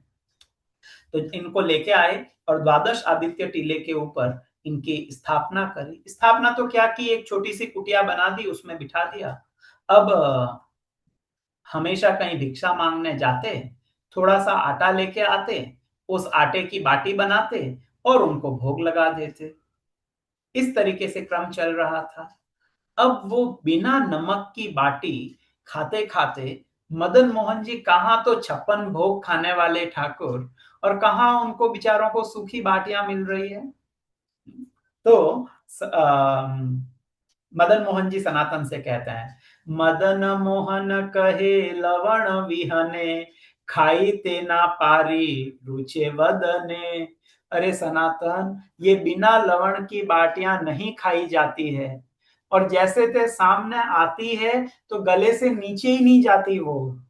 कैसे खाऊं इनको, थोड़ा कम से कम नमक तो दे दो, और कुछ नहीं। तो सनातन गोस्वामी कहते हैं, सनातन कोई जदि खाई ते नारी, नित्य ई लवणे तबे मुई को था पाई। आपसे नहीं खाई जा रही, मैंने तो कहा ही था वहीं चौबे फैमिली के पास रहते, क्यों आए मेरे पास में? आज आप कह रहे हो लवण लाओ, मैं हमेशा नमक कहां से लेके आऊंगा? मैं तो जाता हूं कहीं से मधुकरी मांगने, थोड़ा बहुत आटा मिलता है उसको ले आता हूं, बाटी बना के दे रहा हूं, इतना ही कर सकता हूं मैं। आज लवण मांग रहे हो, आर दिन लवण मांगिया आनी दिल, पुनः कहे रूखा आंगा खाई ते नारिल, तेहो कहे घृत शर्करा को था पाप, विषय स्थाने आमी मांगी ते नाई। आज तो कह रहे हो नमक दो, चलो नमक ले भी आया किसी से मांग के, तो आपकी जीभ को तो चटकारा लगा हुआ है, आपने तो खूब कचौड़ियां, मालपुए, खीर आदि कई चीजें खाई हैं। तो आज आप कह रहे हो कि मुझे लवण दो, कल आप कहेंगे कि घी दो। हाँ, तेहो कहे घृत शर्करा को था पाप, कभी घी मांगोगे कभी शर्करा मांगोगे। तो मेरा ये नियम है, विषय स्थाने आमी मांगी ते नारी। भक्ति रत्नाकर में लिखते हैं कि मैं विषय के स्थान पे तो नहीं जाऊंगा मांगने के लिए, किसी धनी के आगे जाके हाथ नहीं फैला सकता। तो आपकी व्यवस्था आप स्वयं देख लीजिए, आपको किस तरीके से, अगर 56 भोग खाने हैं तो आप अपने 56 भोग की व्यवस्था कीजिए, नमक खाना है तो नमक की व्यवस्था कीजिए। मदन मोहन जी बोले ठीक है, मैं अपनी व्यवस्था स्वयं कर लूंगा। इस घटना के कुछ ही दिन बाद में एक मुल्तान देश से एक व्यापारी जिसका नाम कृष्णदास, वे आते हैं, या उनको रामदास भी कहा गया है, वे कुछ सामान लेकर आते हैं बेचने के लिए व्यापार के उद्देश्य से, और इस द्वादश आदित्य टीले के पास आकर उनकी जो नाव है वो फंस जाती है। तो भक्ति रत्नाकर में लिखा है, हे न काले मुल्तान देशीय एक जान, अतिशय धनाढ़ सर्वांशे विचक्षण, कर्पूर क्षत्रिय श्रेष्ठ नाम कृष्ण दास, नौका हैते नामी आई ला गोस्वामी पास। उसकी नौका वहां फंस गई। अब वो सोच रहा, अरे मेरा करोड़ों का नुकसान हो रहा है, क्या करूं क्या करूं। तो वहां एक बालक आया और उस बालक ने कहा कि यहाँ पास में ही ना इस टीले के ऊपर एक गोस्वामी रहते हैं, बड़े पहुंचे हुए महात्मा है, तुम उनके पास चले जाओ, वो तुम्हारी ये जो समस्या है इसको मुक्त कर देंगे। तो वो सनातन गोस्वामी के पास जाते हैं, उस झोपड़ी के ऊपर, वहां उस टीले के ऊपर, और जाके बोलते हैं, यहाँ सनातन गोस्वामी कौन है? मैं ही हूं, क्या हुआ? मेरी नाव यहाँ फंस गई, आप इसको निकलवा दो। सनातन गोस्वामी समझ गए, मैं आपकी कुछ सेवा करूंगा, आपके ठाकुर की कुछ सेवा कर दूंगा। वो समझ गए कि नाव किसने फंसाई है। तो सनातन गोस्वामी उनसे कहते हैं कि देखो भैया, ना तो मैंने तुम्हारी नाव फंसाई, ना तो मैं निकाल सकता हूं, वो उधर जो बैठा है उससे जाकर के कहो। तो वो जाते हैं और जाके ये जो रामदास या कृष्णदास कपूर, ये जाकर के कहते हैं कि प्रभु, अगर मेरी नाव निकल गई तो इससे जो भी धन मिलेगा वो मैं आपकी सेवा में चढ़ा दूंगा। भगवान तो यही चाहते थे, निमित्त मात्र भव सव्यसाची, केवल निमित्त बनना है, भगवान का काम तो होना ही है 100%। कृष्ण यदि कोई चीज चाहते हैं तो वे पूरी होगी ही होगी, बस ये बात है भगवान किसको निमित्त बनाते हैं। तो इसके लिए भगवान ने इन्हें निमित्त बनाया। अब उन्होंने वो जो भी उनको वहां से धन मिला उस व्यापार से, वो पूरा का पूरा धन मदन मोहन जी की सेवा में लगा दिया। और ये भव्य मंदिर, can we have the video of the temple? इस द्वादश आदित्य टीला के ऊपर ये आप देख सकते हैं, ये वृंदावन का पहला मंदिर है। देखिए आप, कितना ऊंचाई पर ये स्थित है। आज भी इसका शिखर और वृंदावन के अन्य मंदिरों का आप शिखर देखिए, बिल्कुल यमुना के तट पर। ये सामने आपको यमुना जी का दर्शन हो रहा है, और पहले यमुना जी बिल्कुल पास में बहती थी।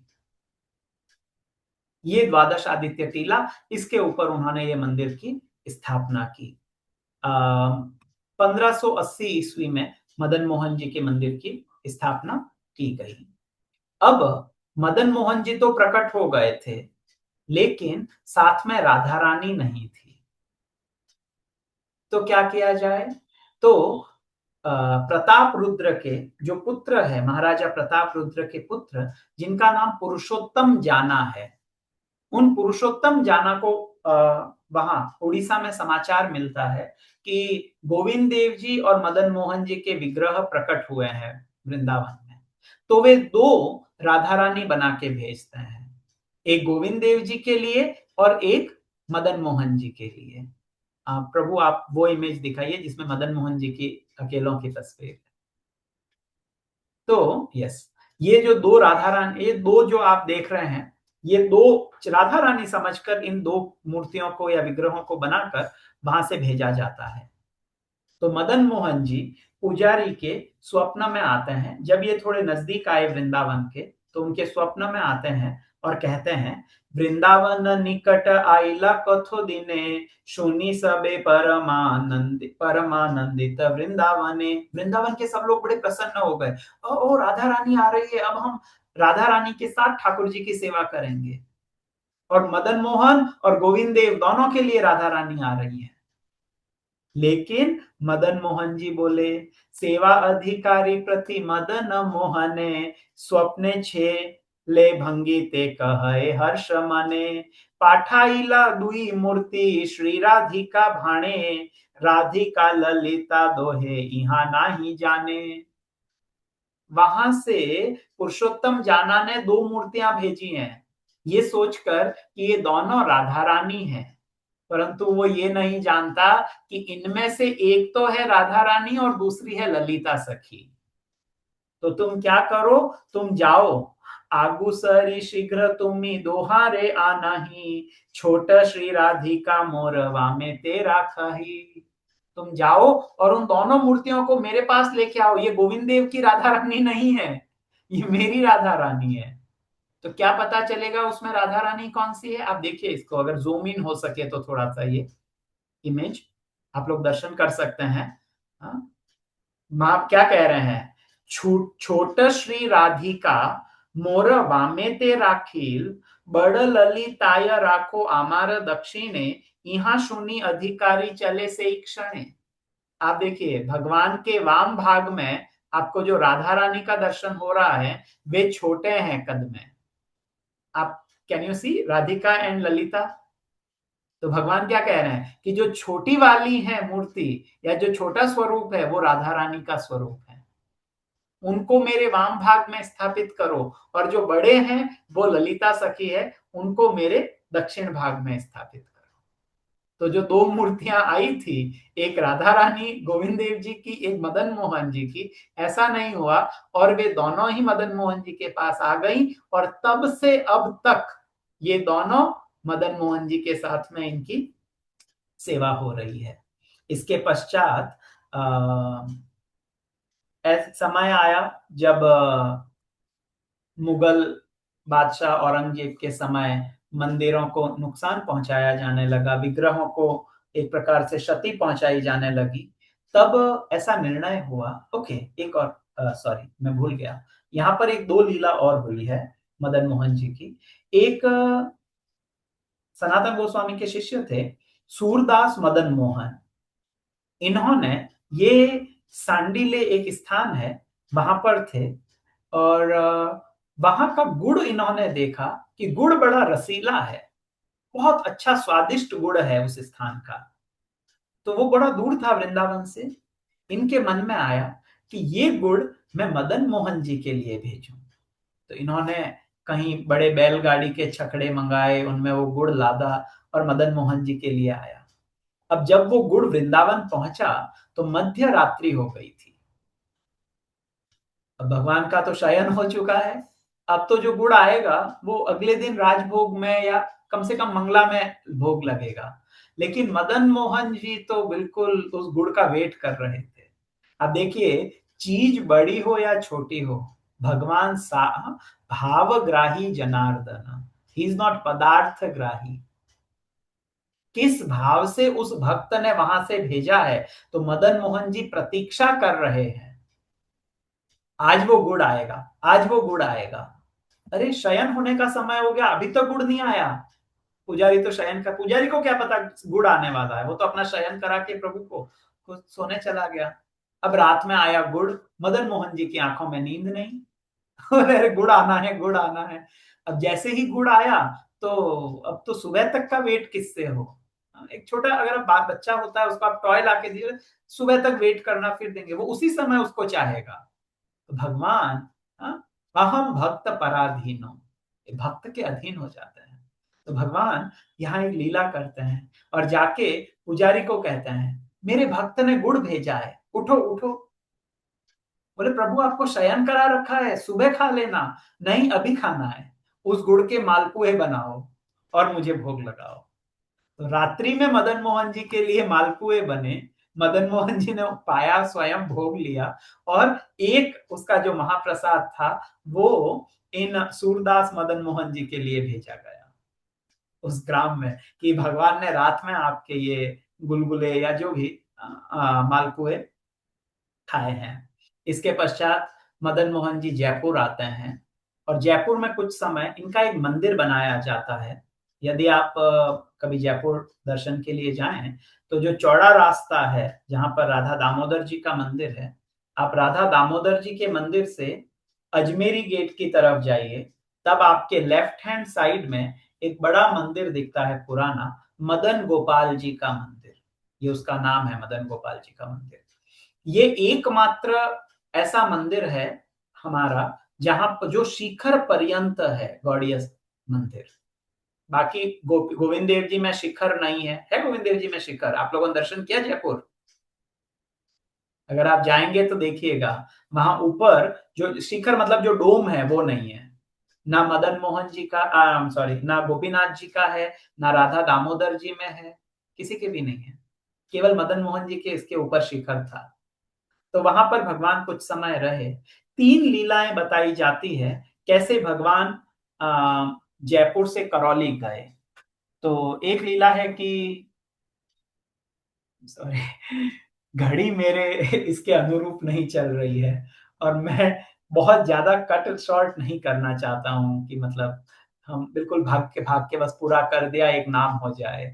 तो we will do one thing, आज हम केवल मदन मोहन जी की चर्चा करेंगे, कल हम गोविंद देव जी एंड गोपीनाथ जी की चर्चा करेंगे, तो एटलीस्ट हम थोड़ा विस्तार में समझ सकें। हाँ?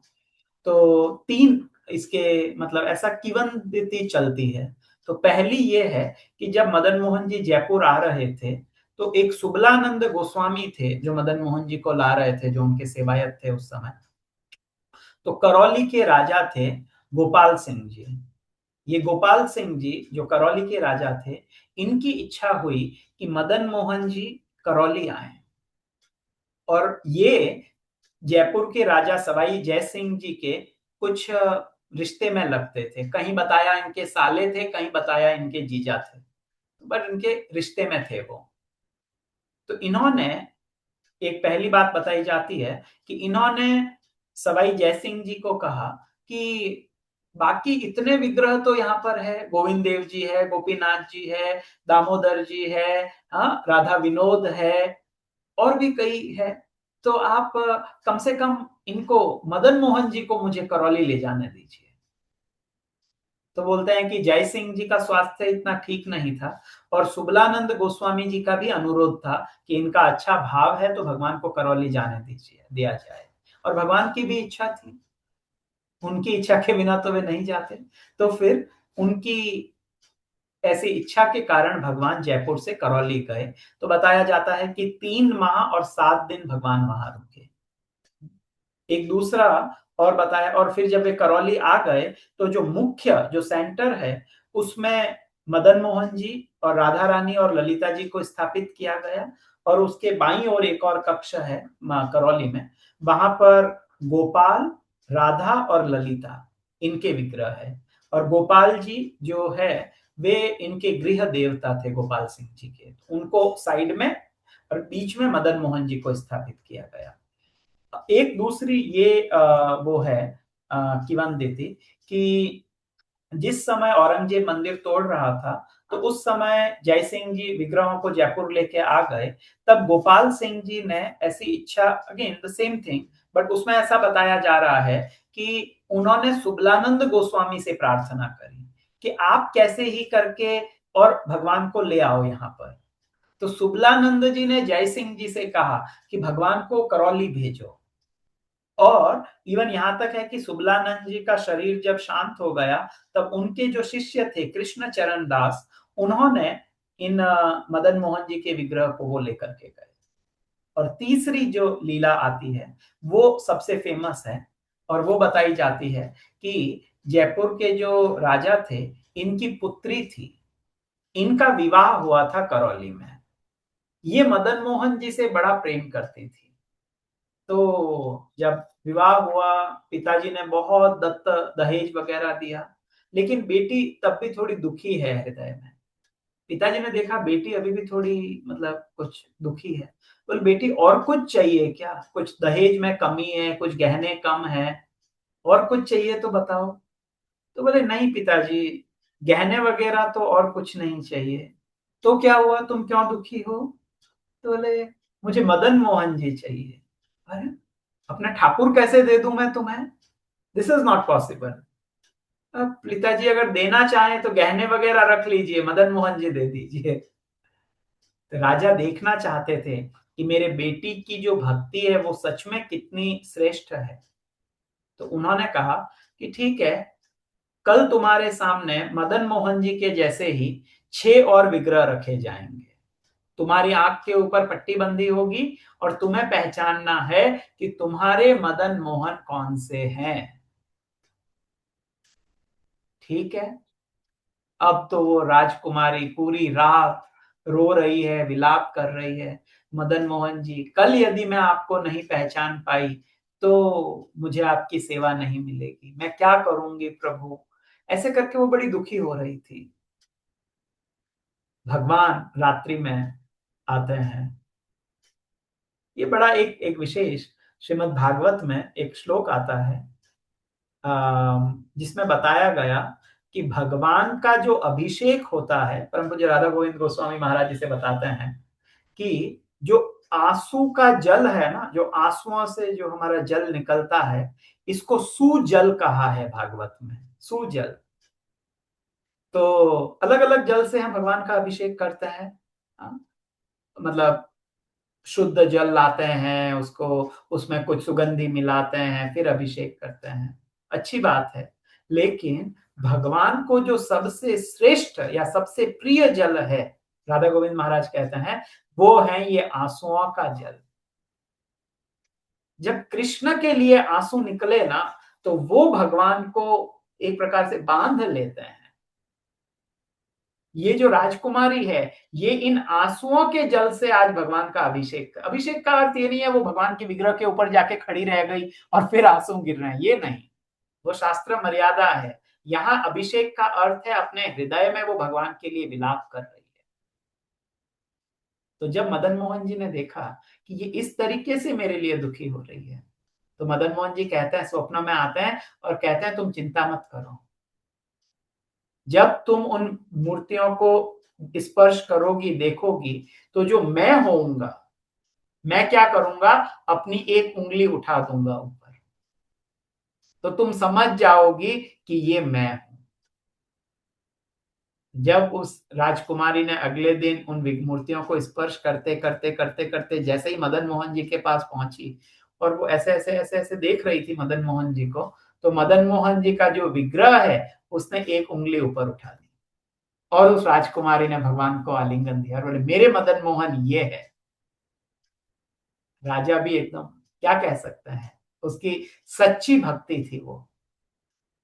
He was surrendered. The father was surrendered to the daughter. And he said, ठीक है, तुम्हारे हैं मदन मोहन, तुम इन्हें ले जाओ।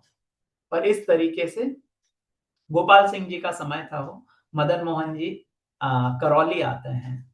करौली में जैसा गोविंद देव जी किस तरीके से राज प्रसाद के मध्य में विराजमान है, ऐसे ही मदन मोहन जी भी बिल्कुल राजमहल के पास में विराजमान हुए। बड़ी सुंदर भाव से वहां उनकी सेवा चल रही है आज तक।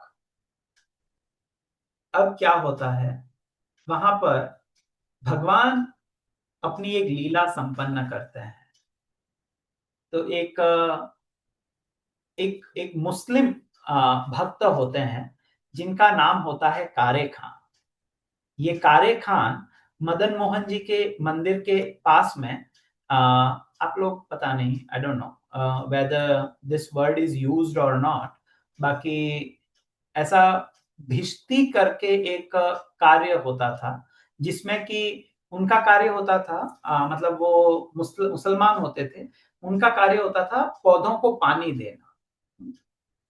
तो मदन मोहन जी मंदिर में यदि आप जाएं तो एक मार्ग तो परिक्रमा की तरफ से आता है, और जो दूसरा मार्ग है वो मंदिर के ठीक सामने सीढ़ियां उतर के है, और वहां आगे एक बगीचा, अभी भी वो बगीचा लगा हुआ है, वहां एक बगीचा है। तो इन कारे खां का काम था उस बगीचे में पानी देना, लेकिन जाति से तो मुसलमान है और सामने मदन मोहन है। तो उनको किसी ने कहा कि देख, तो काम तो भले ही कर राजा के यहाँ, लेकिन वो सामने जो काला बैठा है ना, उसको मत देखना। हमने सुना है कि जो हिंदुओं के देवता हैं वो जादूगर होते हैं, तो तेरे पे जादू कर लेंगे, इसलिए तू उनकी तरफ मत देखना। तो ये कारे खां पानी देते थे, लेकिन कभी भगवान की ओर नहीं देखते थे, अपना पानी दिया और चलो वापस। एक दिन भगवान की राजभोग आरती हो रही थी और कारे खां पानी दे रहे थे, और देते देते भगवान अंदर बैठे सोच रहे हैं, बाकी सब तो मुझे एकटक निहारते हैं, और ये बाहर जो एक व्यक्ति है ये ऐसे छुप छुप के पानी देता है आंख बंद करके और वापस चला जाता है, इसको मुझे दर्शन देने हैं। तो क्या करे, एक दिन ऐसा कुछ हुआ कि कारे खां की नजर एकदम मदन मोहन जी पे पड़ गई, और जैसे ही नजर पड़ी तो ऐसी पड़ी कि वो तो हिले ही नहीं वहां से, एक टक मदन मोहन जी को निहारने लगे। ऐसा निहारे कि अब तो मदन उनकी डेली का ये हो गया कि हर दिन सुबह आना, पानी दिया, और सातों जो आरतियां होती है उनका दर्शन करना, राजभोग का दर्शन पूरा करके ही घर जाते। पूरे उनके समाज में हाय तौबा मच गई, अरे ये तो काफिर हो गया है, ये तो काफिरों के देवता का दर्शन करता है। अब तो उनकी नमाज या जो मस्जिद जाने का समय था सब छूट छाट गया। अब तो बस मदन मोहन जी की श्रृंगार आरती हो रही है, अभी राजभोग हो रही है, अभी ग्वाल हो रही है, अभी संध्या हो रही है, बस उनका दर्शन करना है बाहर खड़े होकर उन सीढ़ियों के ऊपर। भगवान को इतने से ही अपने भक्त की महिमा नहीं, उनको और अपने भक्त की महिमा बढ़ानी थी। तो क्या हुआ, उनका एक पुत्र था सलीम। अब उस सलीम को सांप ने काट डस लिया। जैसे ही सांप ने डसा उसका जहर ऊपर चढ़ने लगा। तो जो उनके पड़ोसी थे या रिश्तेदार थे वो आते हैं, अरे अरे कारे कारे जल्दी चल, तेरे बेटे को सांप ने काट लिया। अभी टाइम क्या हुआ, अभी तो भगवान के राजभोग के दर्शन खुलने वाले हैं, मैं चला गया तो राजभोग के दर्शन नहीं कर पाऊंगा, क्या करूं। फिर उन्होंने विचार किया कि भगवान ने ही तो पुत्र दिया है, तो मैं दर्शन करके ही जाऊंगा। वो रुके रहे, राजभोग का आरती हुई, पूरा दर्शन हुआ, तब तक उनके पुत्र की मृत्यु हो गई सलीम की। अब उनकी पत्नी बड़ी क्रोधित हुई, अरे ये क्या बात हो गई। मैं ये नहीं कह रहा आप लोगों को कि आप ऐसा कीजिए, क्योंकि प्रभुपाद कहते हैं हमें जो भक्त है उनको इमिटेट नहीं करना चाहिए, अनुकरण नहीं करना चाहिए, अनुसरण करना चाहिए। We should not imitate them, but we should follow them. तो ये मदन मोहन जी के वहां आते हैं, और वो पत्नी आई क्रोधित होके, और आकर के क्या किया, वो जो उस पुत्र का जो शव था उसे लाके, आप जाएं तो देखिएगा वो सीढ़ियां अभी भी है, उन सीढ़ियों के ऊपर उसको रख दिया, और बोले तेरे इस हिंदुओं का जो देवता है इसने ही हमारे पुत्र को मारा है। हम तो मना कर रही थी मत आ मत आ, लेकिन तू हमारी बात नहीं सुनता। अब तो पूरा उनका जो कुनबा है वो वहां इकट्ठा हो गया और सब उनको गाली दे रहे हैं और कह रहे हैं यही है जिसने तेरे पुत्र को खाया। अल्लाह ने तो तुझे पुत्र दिया और ये हिंदुओं के देवता ने तेरे पुत्र को ले लिया। जब कारे खान ने ये सुना तो बड़े दुखी हुए, अरे मेरे कारण मेरे प्रभु की ऐसी निंदा हो रही है। उनको सहन नहीं हुआ बात। तब उन्होंने वहां एक उन्हीं की भाषा में एक शायरी जैसा कहते हैं वो उन्होंने कहा। वे कहते हैं, मुसाफिक साफिक रफिक दिल दोस्त मेरे, मेरी नजदीकी हकीकी ख्याल कीजिए। मेहरबान कदरदान आला तू जहान बिच, मुझ जैसे गरीबों का गुनाह माफ कीजिए। कारे बेकरार खड़ा तेरे दरबार पे, नंद के कुमार जरा गौर अब कीजिए। और अब आखिरी बहुत सुंदर लाइन है, हिंदुओं के नाथ तो हमारा कुछ हक नहीं, जगत के हो नाथ तो हमारी सुध लीजिए।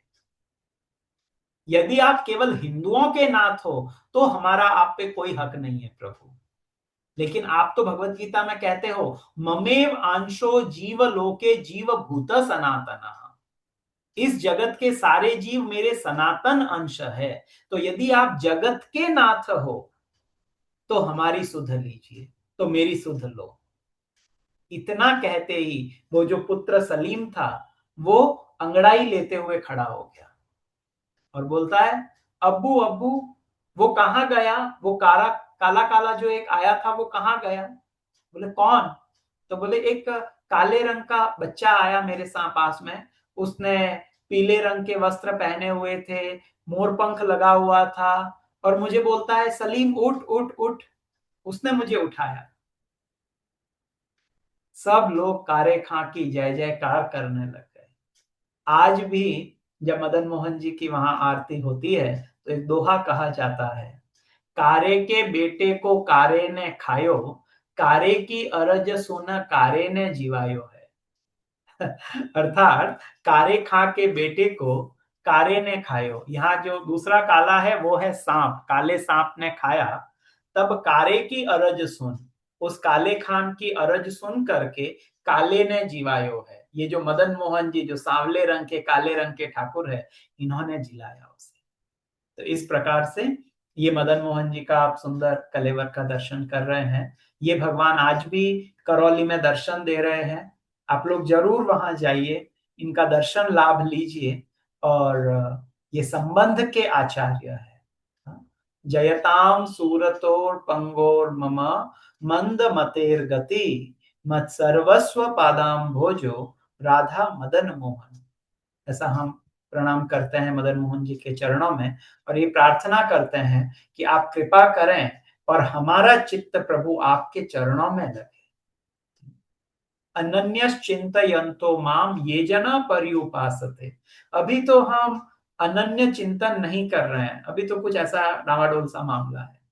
आप कृपा करें कि हमारा चित्त आप में लगे। इन मदन आज और विशेष रूप से हमें जो चैतन्य चरितामृत रूपी ग्रंथ मिला है वो इन मदन मोहन जी की कृपा से मिला।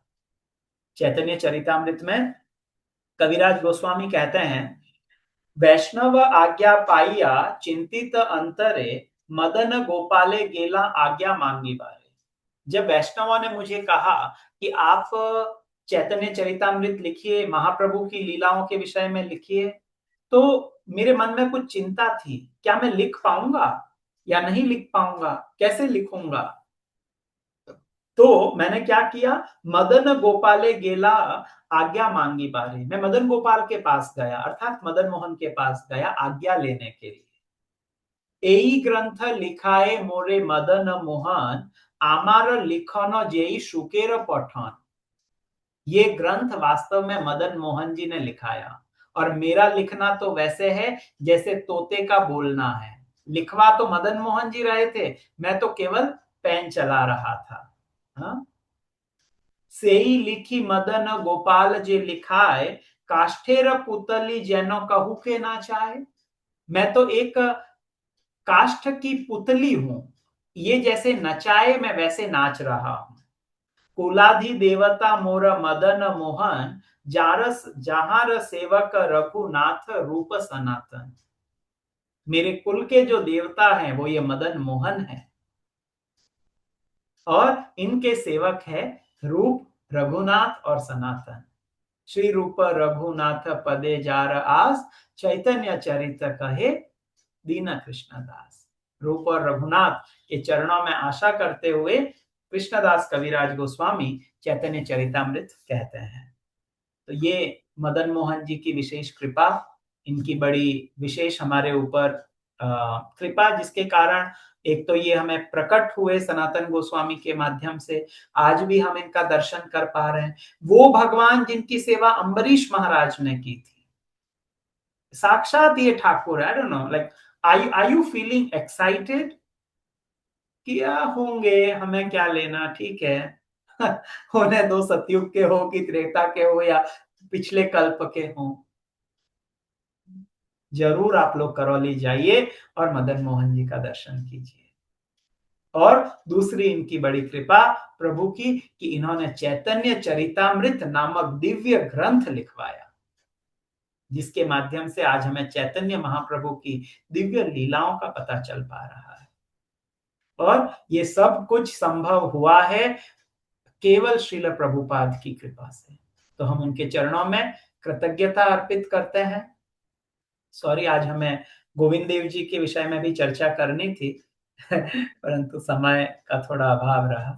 कल हम गोविंद देव जी, Gopinath ji, and we will सी यदि और आगे हम किसी देवालय का चर्चा कर पाए तो we will try to do. किसी का यदि कोई प्रश्न, कुछ कमेंट्री हो, कुछ कमेंट, आप लोग हैंड रेज कर सकते हैं। Maybe we can take one और टू। ओके, मधु लीला माता जी, आपको अनम्यूट किया जा रहा है। हरे कृष्णा प्रभु जी। अरे, बहुत सुंदर आपने बताया।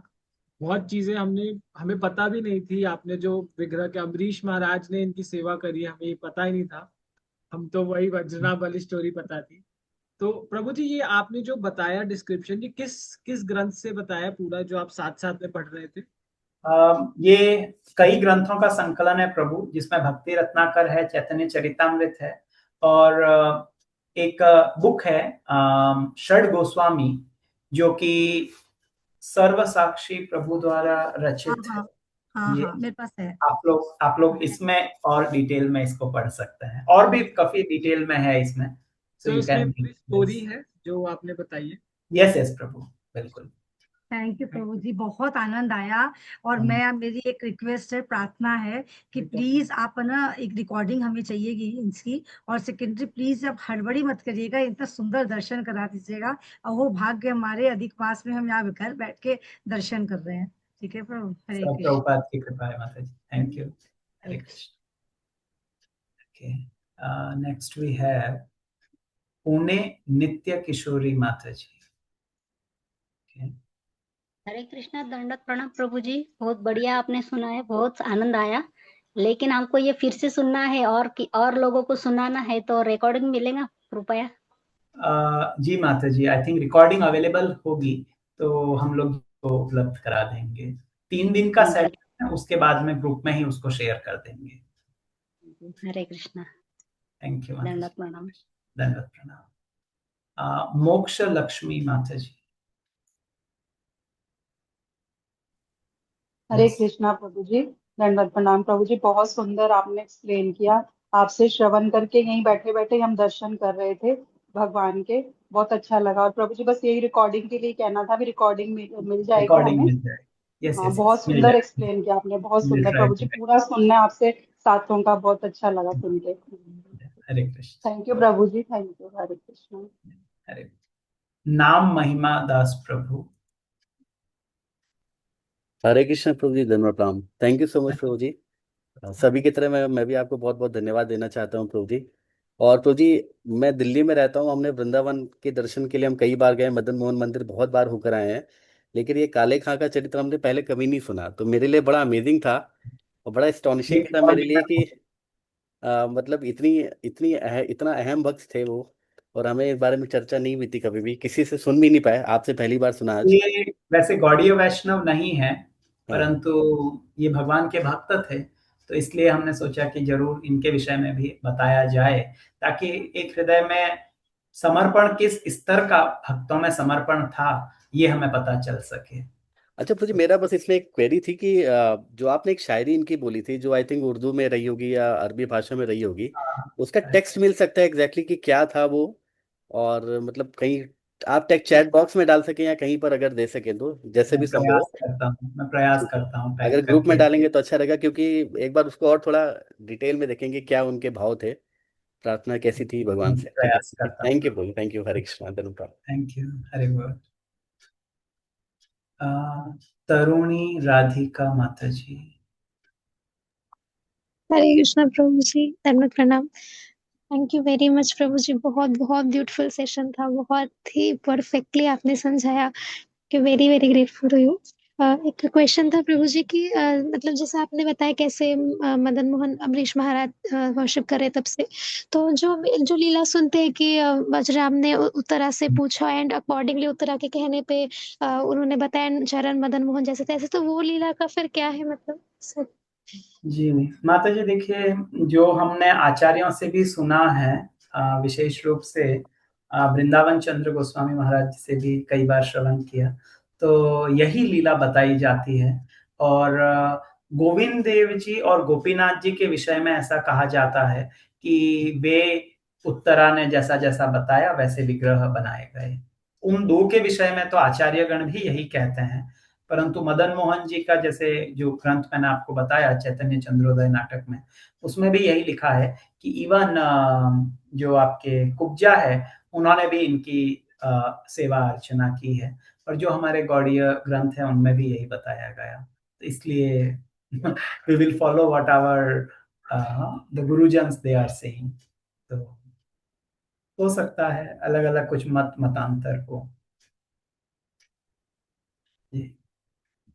एन यू रिपब्लिक, माता जी हैं या प्रभु जी हैं, आपको अनम्यूट किया है। N U republic. Hare Krishna प्रभु जी। अरे मैं मुझे ये पूछना था कि जैसे मदन मोहन जी को करौली में लेके जाते हैं, तो जो वृंदावन के जो मदन मोहन जी हैं, वो उनका प्रतिरूप है या करौली में उनका प्रतिरूप है?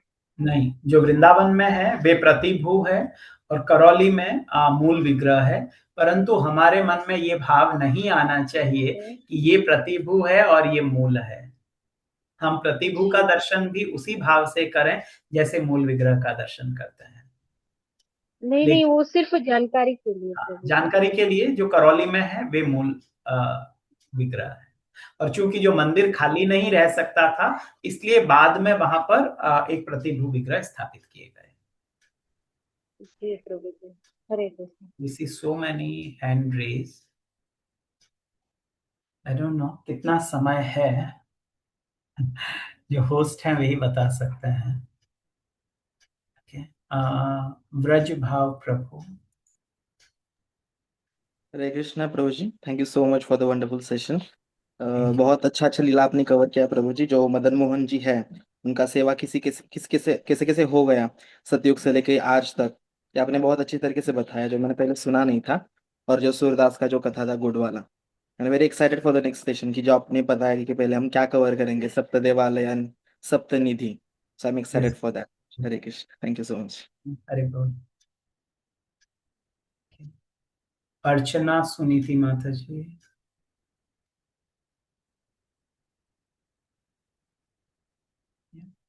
हरे अन्य कृष्ण प्रभु जी, सादर प्रणाम, पंचांग प्रणाम। दंडवत प्रभु जी प्रणाम। बहुत सुंदर लेक्चर था, बहुत सुंदर, बहुत अच्छा लगा।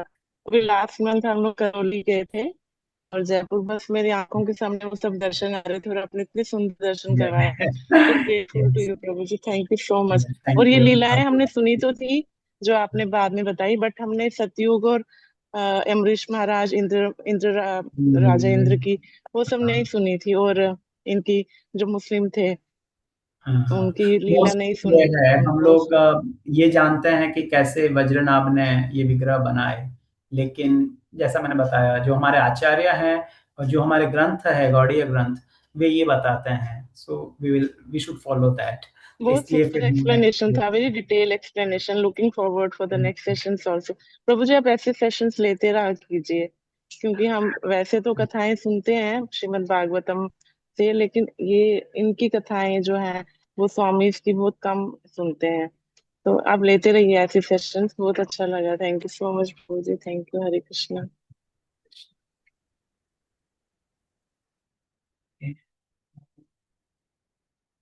माता जी बता सकते हैं, नाम सेविका माता जी, हमारे पास में समय है? Not sure. किसी का कुछ प्रश्न है? आई मीन कैन, प्रश्न हो तो आप बता सकते हैं। और है ना, ठीक है, 6 हैंड रेज है, विल क्विकली टेक। यस, वंदना पांडे माता जी, आपको हरे कृष्ण अनम्यूट प्रभु कर रहे जी। हैं। हरे हरे कृष्णा। कृष्ण प्रभु जी। हरे पंचांग प्रणाम प्रभु जी। कृष्णा माता जी। प्रभु जी आपके माध्यम से मैं रूपानुगा विद्यापीठ को सबसे पहले धन्यवाद कहना चाहती हूँ, क्योंकि पुरुषोत्तम मास में हमें जो मिला है, तो और रूपानुगा विद्यापीठ की तरफ से मतलब आपसे जो ज्ञान हमें मिला है, वो शायद हमने नहीं सोचा था कि हम पुरुषोत्तम मास में इसको ऐसे प्राप्त होगा हमें। So thanks to Rupanuga Vidyapeeth और थैंक्स टू यू प्रभु जी। Hare Krishna. Thank you. Hare good. Jivika Pandey Mata ji. Hare Krishna, दंडवत प्रणाम प्रभु जी। हरे गुड, धन्यवाद प्रणाम माता जी। प्रभु जी मुझे बहुत अच्छा लगा। एक्चुअली कैसा है कि षड गोस्वामी के बारे में सिर्फ ऊपर ही ऊपर पता था, बट आपने काफी डिटेल्स में, मुझे लगता है आगे जाके और पता पड़ेगा। बट मेरा क्वेश्चन ये था, आपने कहा कि रावण इंद्र के पास से लेके गए थे राधा मदन मोहन जी को और वो सेवा करते थे, तो बट रावण तो शिव जी के भक्त थे और भगवान का विरोध करते थे, तो मुझे कंफ्यूजन हुआ थोड़ा। ऐसा बताया गया है।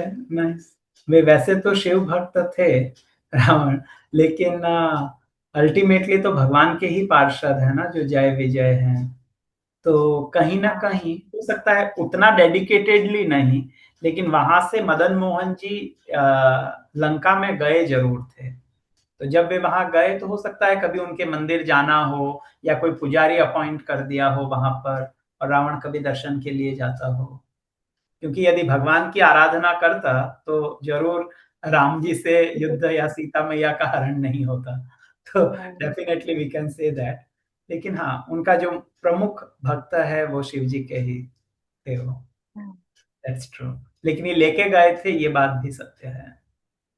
हाँ, नहीं, वो सत्य है, वो वही आपने बताया है ये तो, बट मुझे वही था कि रावण तो शिव जी के भक्त थे, अगर वो हाँ, वे भगवान शिव की जी के। सेवा करते तो इसका परिवर्तन तो जरूर होता।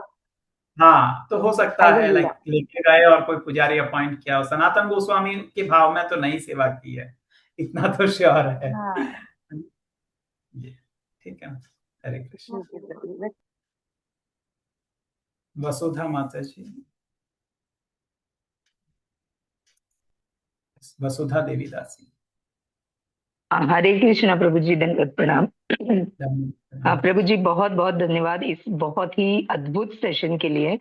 प्रभु जी मेरा सिर्फ एक प्रश्न है कि सॉरी, मदन मोहन जी को संबंध विग्रह कहा जाता है, तो हम अपनी दैनिक साधना में किस प्रकार से उनकी साधना करें, या उनकी स्तुतियां करें, या जो अभी आपने मंत्र बताया उनका जो प्रणाम मंत्र है, वो हम किस प्रकार से अपनी दैनिक साधना में उसको शामिल करें, जिससे कि हम भगवान से संबंध स्थापित करने के लिए अपनी साधना को और प्रगाढ़ बना सकें। बहुत सुंदर बात है जी। देखिए, जब तक संबंध स्थापित नहीं होता तब तक हमें पता नहीं चलता है भगवान के विषय में, हम आगे बढ़ने के विषय में। एक संबंध, जब माँ पुत्र का संबंध होता है तो एक संबंध होता है, तभी वो बच्चा जब रोता है तो माँ आती है। तो इसी तरीके जी से हमें जो संबंध का यहाँ अर्थ है आध्यात्मिक रूप से, वो ये है कि जीवेर स्वरूप होए कृष्णेर नित्य दास, हम भगवान के नित्य दास है। और अभी हम क्या हो गया है, अभी हम जगत में भटक चुके हैं। अभी हमारा जो आकर्षण है वो सांसारिक वस्तुओं के प्रति हुआ है। तो हमारी प्रार्थना भगवान के चरणों में ये होनी चाहिए कि प्रभु जो मेरा मन है, मदन मोहन जी, आप तो कामदेव को भी आकर्षित कर लेते हैं, आप तो मदन को भी आकर्षित करते हैं, आप पूरे जगत को अपनी ओर आकर्षित करते हैं। तो मैं जिसका मन अभी जगत में आकर्षित हो रहा है, उसे यहां से हटाइए और अपने चरण कमलों में इसको आकर्षित कीजिए, क्योंकि हूं तो मैं आपका दास ही ना। जीवेर स्वरूप होए कृष्णेर नित्य दास, नित्य दास, मैं तो आपका नित्य दास हूं। लेकिन हाँ, कुछ ऐसे अनर्थ या कुछ ऐसे पूर्व संस्कार के कारण अभी मैं भटक चुका हूं। तो ये जो मेरा संबंध है आपसे, कि आप मेरे स्वामी हैं, एकले ईश्वर कृष्ण आर सब भृत्य, भृत्य मतलब सेवक, तो हम सब आपके सेवक हैं, इस ज्ञान को मेरे हृदय में आप उत्पन्न कीजिए। तो ये हम प्रार्थना कर सकते हैं मदन मोहन जी से, ताकि हमारा जो संबंध, जो भूला भटका संबंध है भगवान से, वो पुनः जागृत होगा। क्योंकि जैसा चैतन्य चरितामृत कहती है, नित्य शुद्ध कृष्ण प्रेम, नित्य सिद्ध कृष्ण प्रेम साध्य कभू नॉय, श्रवण आदि शुद्ध चित्ते करया उदय। तो ये तो नित्य सिद्ध है, कोई बाहर से तो नहीं आने वाला है, संबंध तो है ही। लेकिन प्रार्थना यही हो कि जगत से हटे और आप में लगे।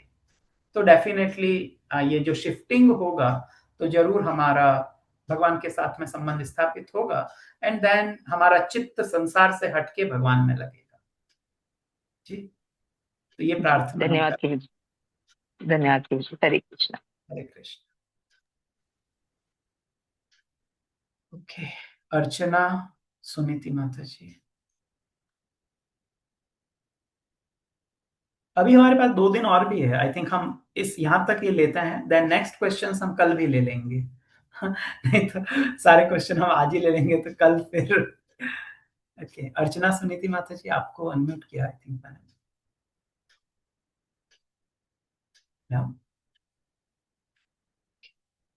ठीक है, शैल वी अभी गुड टू क्लोज।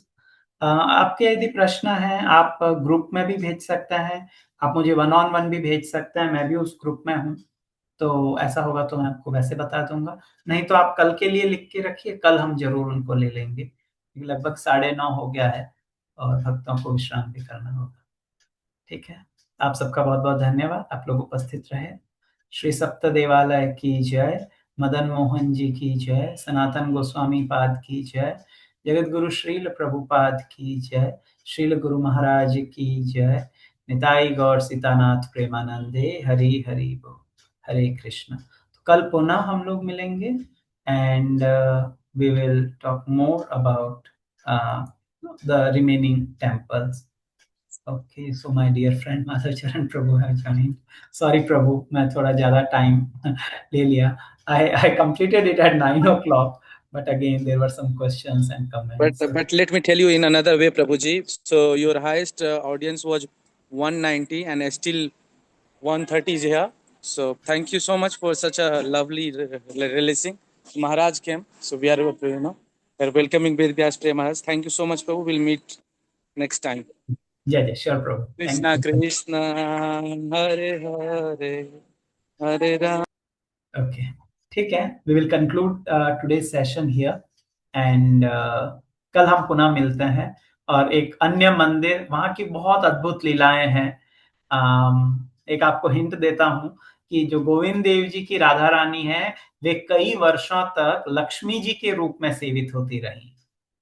और आप गोविंद देव जी के मंदिर में जो ऊपर 3 छत्र देखते हैं, एक गोविंद देव जी का है, एक राधा रानी का है, एक और बड़ा छत्र है, वो किसका है? We will discuss it tomorrow, that's a suspense. तो ठीक है, हम कल पुनः मिलते हैं and we will hear more about Radha Govind Dev ji and Gopinath ji. Hare Krishna.